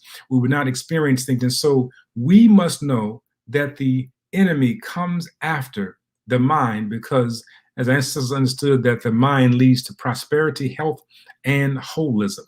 And so I will close there, because I do not want to overstep the time that we have. I want to respect the time, because people have been tuned in for quite some time. And so, Dr. Thomas, I will yield the rest of this time to you so that you can do as you need to do. But thank you for allowing me to be a part of this process. You're welcome. Thank you, Dr. Kevin. I hope you have a good evening. I will, because of you. And then one more time, can you give us how we can get in contact with you for your services? So the Mwata Speaks is one way. Mwata Speaks, MWATA Speaks.com, Mwata357 at gmail.com, Mwata357 at gmail.com. It's real easy to do that. And then Nyansapo Empowerment. But anyway, we can get together. We can always get together, and we want to make sure that we are coming together. We want to do homecoming all over. We had homecoming Gambia. We're doing homecoming soon to hopefully we do homecoming Kenya and homecoming other places as well, so that we can bring people back into a sense of wholeness and know that we all have a place under the sun to exist. And so we don't need to sit around trying to, as Daniel said earlier, surviving. We need to talk about the issue of thriving, right? Moving beyond simply because cockroaches survive. We need to move to the idea of knowing how to thrive. And so this stuff that we think is living is not living at all. It's madness. Living with the issue of being choked out, smoked out, and doped out. So we need to understand that there's more to life than trying to just simply exist with people who don't even care anything about you. Daniel said that very well as well. And so we buy stuff that we don't need with money that we don't have to impress people that we don't like. That's sickness. So we got to get our minds back together, and that is what we talk about here, is talking about why do African minds matter? Because the greatness of the universe, the greatest things that we see come from African minds. I asked the question this, Dr. Thomas, when I was in the Gambia, how can vegetation grow so well in what looks like sand? And I was just informed today by Brother Chaza El, as I was in a conversation, is that the power of the presence of a person, of a people who know that they are divine, can change how the entire world or earth operates. And so even when there's nothing, they have the capacity to transform it into something. And I will say it this way, that is that when you know who you are, you walk in the power of who you are, you change things. And people who understand an air conditioning and a thermometer only measures the temperature. However, a thermostat changes the atmosphere. And when you recognize the power of who you are, when you walk into a room, you should change the atmosphere because of the power of your mind. Yes, yes. I love that analogy. I love it. I love it. I love it. I appreciate you again, Dr. Kevin.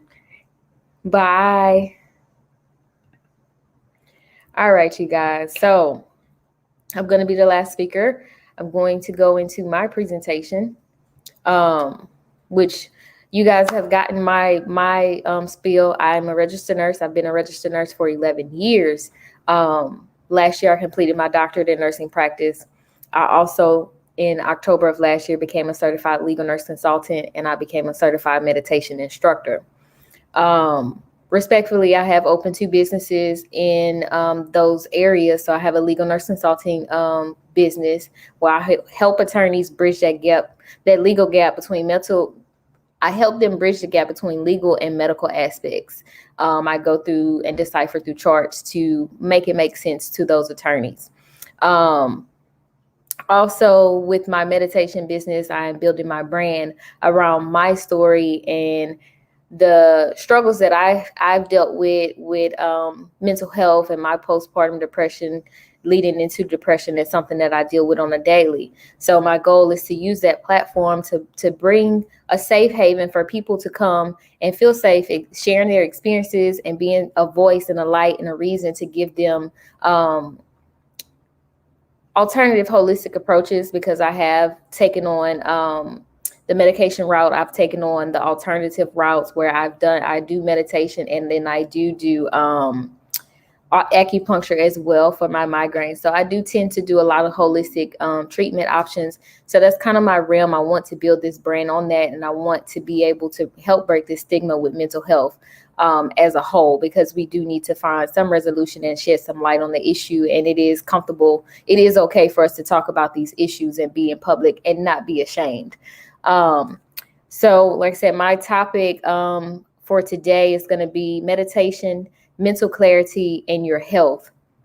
So I'm going to go ahead and share my screen and we'll go through my presentation.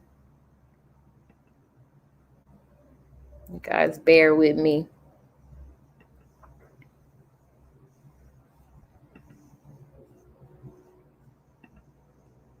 Okay, so you guys can see that. Okay. So meditation, mental clarity, and your health. We're going to go into this kind of overview. I'm going to, go give an introduction, give you history of meditation, the actual meditation process, the effects of meditation, physical health, mental clarity, and ways to take care of yourself. And then we conclude it all into one. So moving forward into the introduction, mental health and physical health coincides with one another that contributes to overall well-being.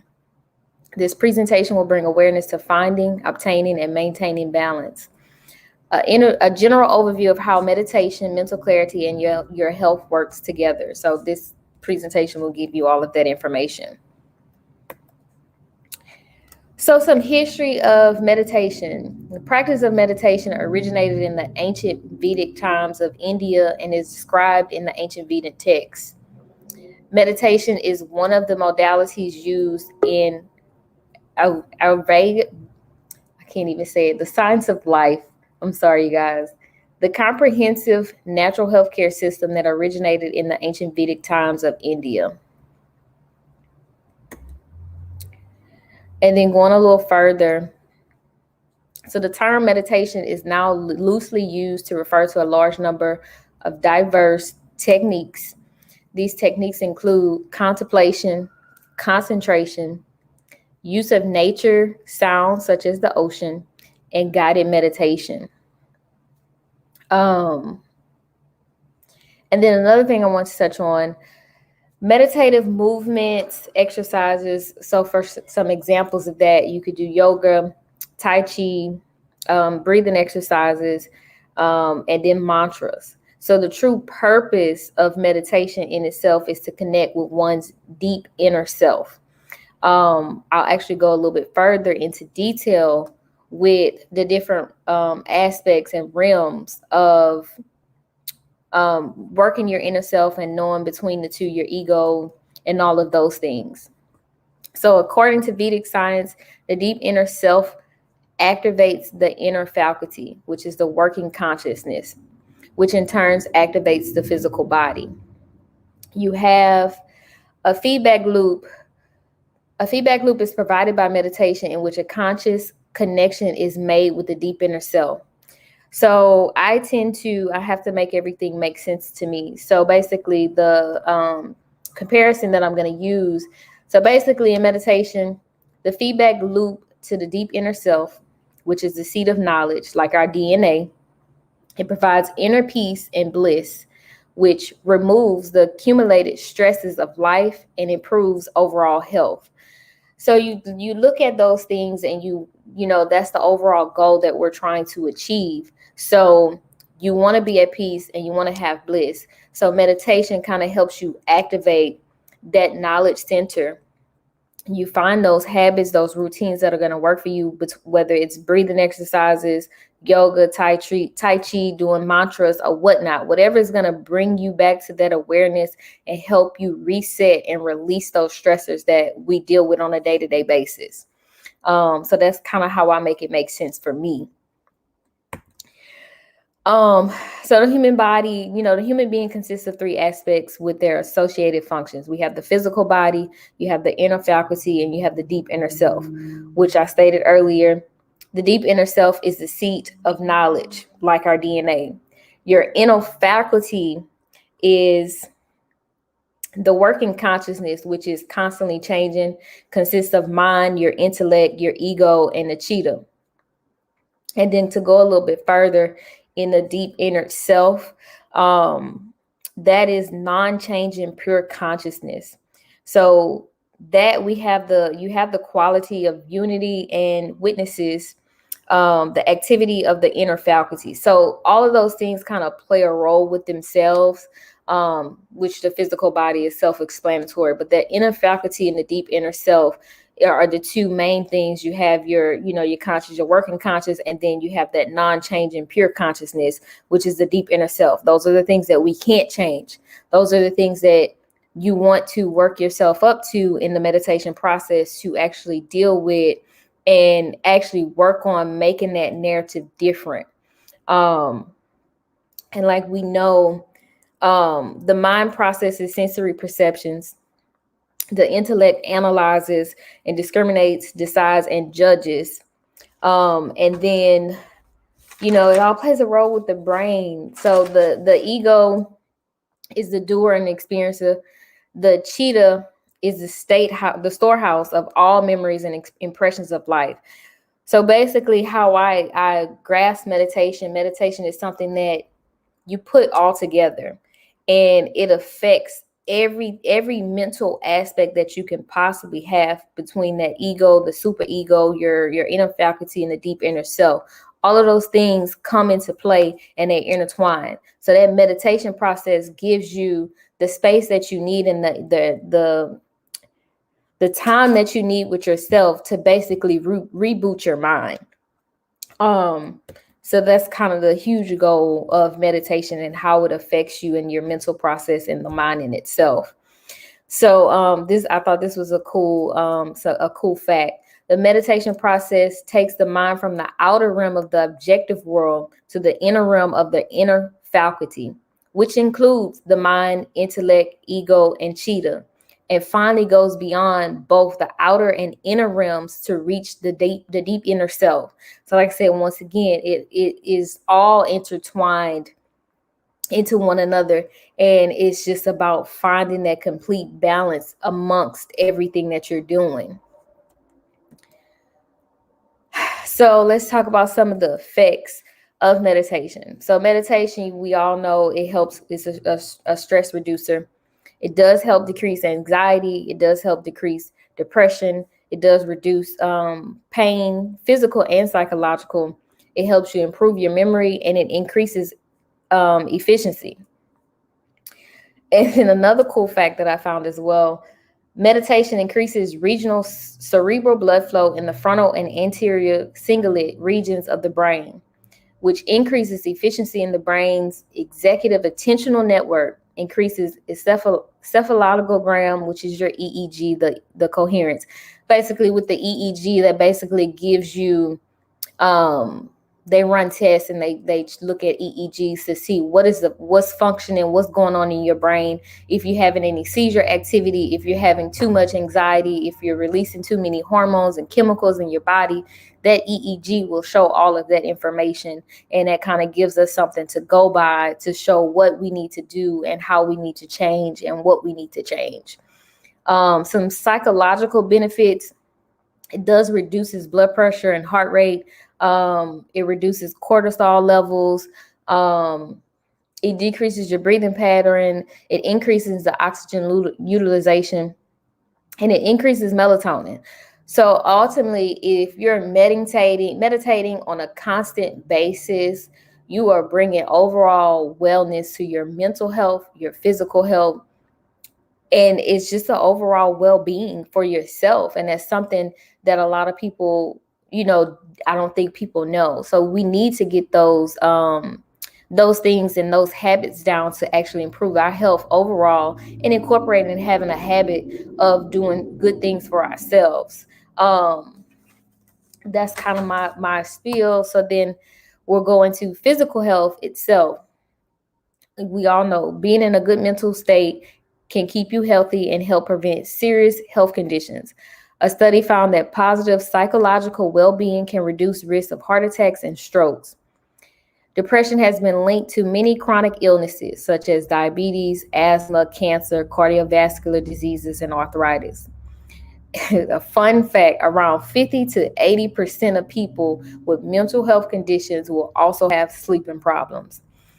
I think, this is a very true fact that we deal with, and this kind of plays a role into having a routine of what you do to promote your mental well-being as a whole.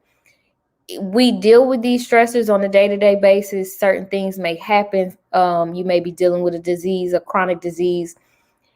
Sleep is an important part of all of that as well. Meditation, having a routine will help you sleep better at night. And like I said, it's all tied into you being in a better mental state and a better physical health and just being all around in a well-being state. It was another fun fact that I came across, says individuals are more likely to smoke cigarettes. The biggest thing with cigarettes stimulates the release of dopamine in the brain. And dopamine actually influences positive feelings in the brain. So a lot of times you see these patients and they're smoking and they have these nicotine addictions. This explains it. They have these nicotine addictions because the nicotine in the cigarette is triggering the production of that chemical dopamine, which is causing them to go in overdrive and it's making them feel happy at the moment. So a lot of times that's why it becomes a bad habit, because it makes them feel good at the moment.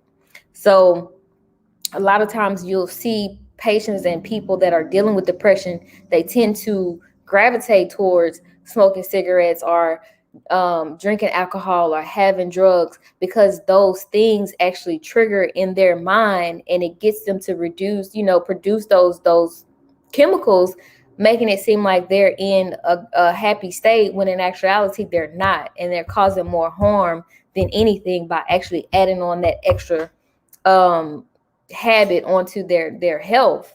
So that was a pretty cool fact that I ran across that I wanted to share. And then going into mental clarity.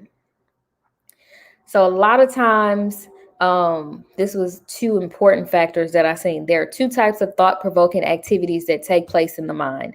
You have spontaneous mind wandering and you have mindful awareness. So with spontaneous mind wandering is typically associated with self-reflective states that contribute to negative processing of the past, worrying / fantasizing about the future, and disruption of primary task performance. And then your mindful awareness is described as a focus on present sensory input without cognitive elaboration or emotional reactivity, and is associated with improved task performance and decreased stress-related symptomologies. So a lot of times, that spontaneous mind wandering is bad for us. That spontaneous mind wandering is us being worried about things that we can't control, us being subconsciously worried about things that you really don't think you're worried about, but you are worried about. That's not good for us. That's not good for us as a whole. That's not good for our mental health as a whole. More so, that mindful awareness is something that you want to inherit, because you want to be mindful is to be present in that moment. So you want to be mindful of what's going on at that present time, and you're able to process those thoughts, those feelings, those emotions, everything that you're feeling in that moment.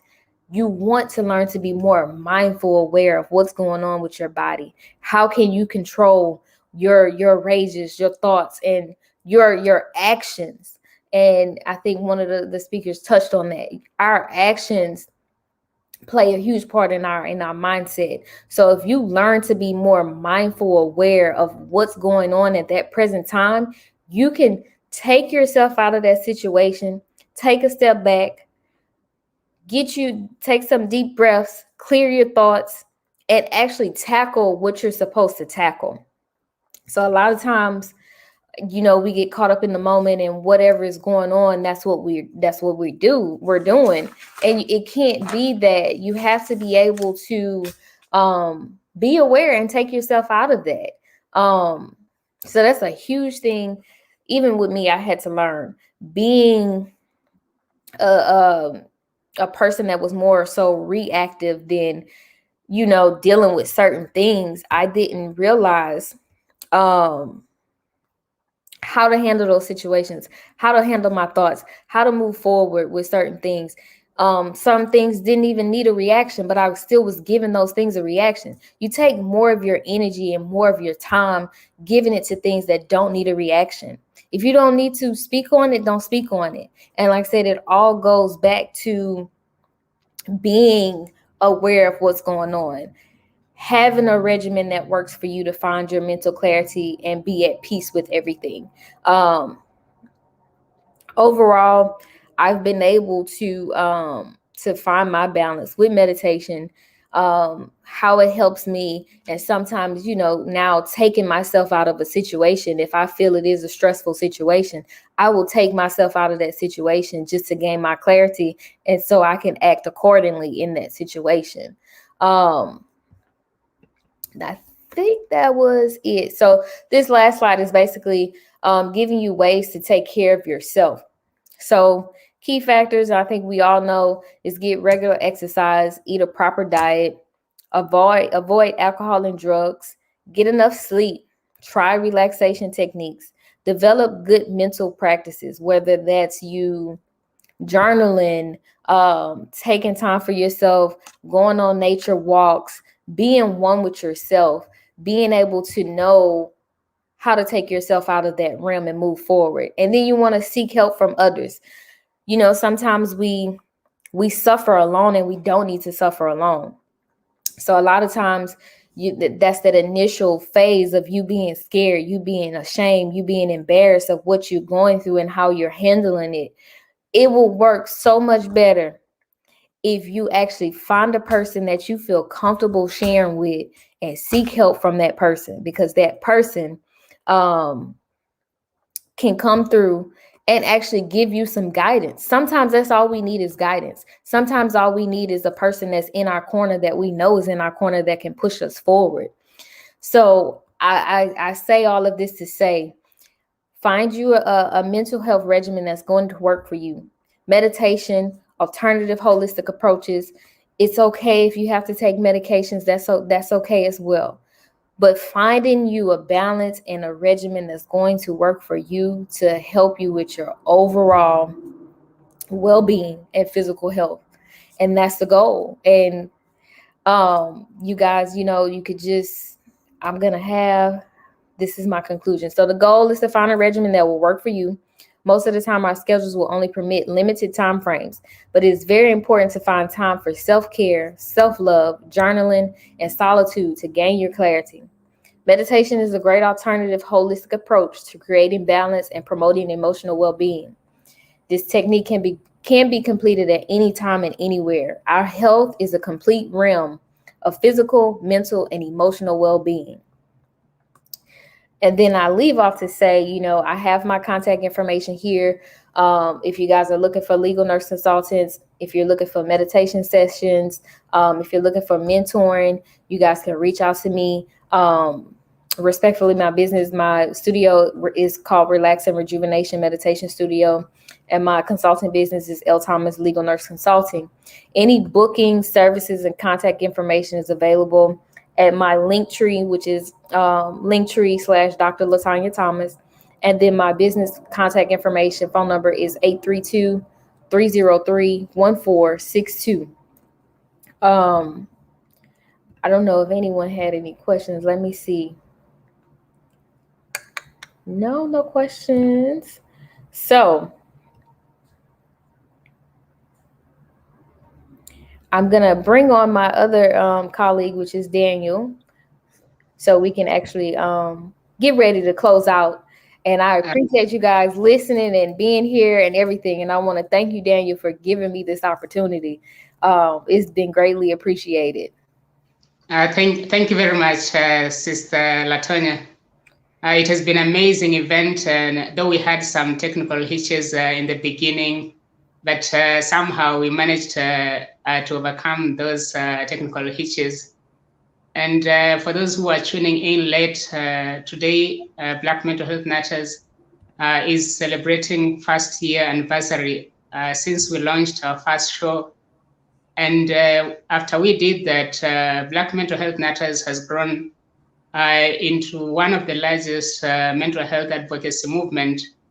And the idea is to eradicate stigma among Black communities.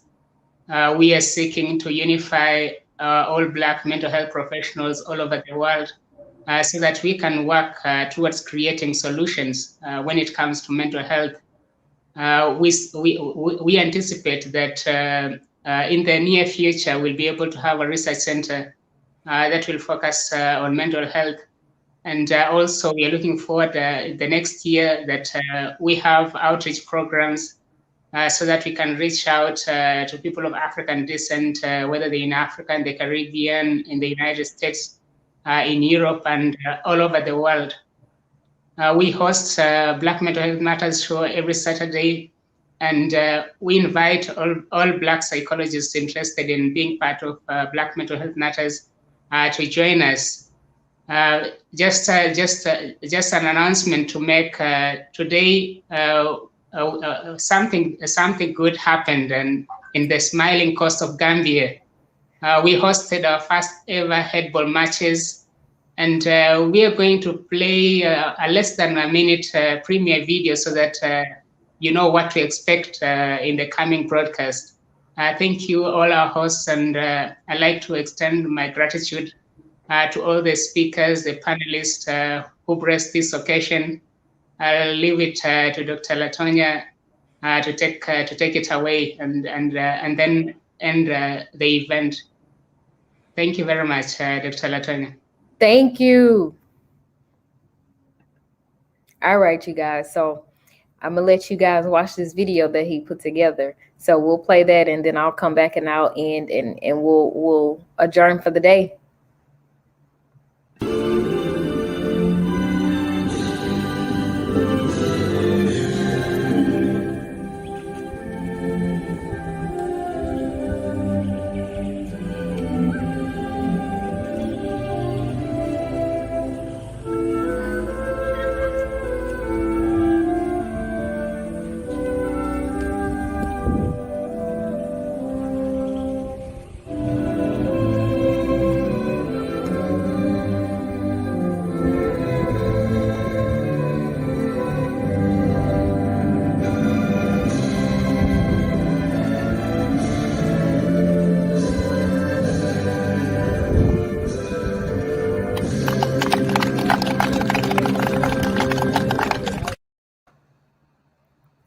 You guys, so that is it. We are at the end. I hope you guys gained a lot of information. As we talked about, we touched on PTSD, we touched on gender-based violence, substance abuse, mental health issues in relationships.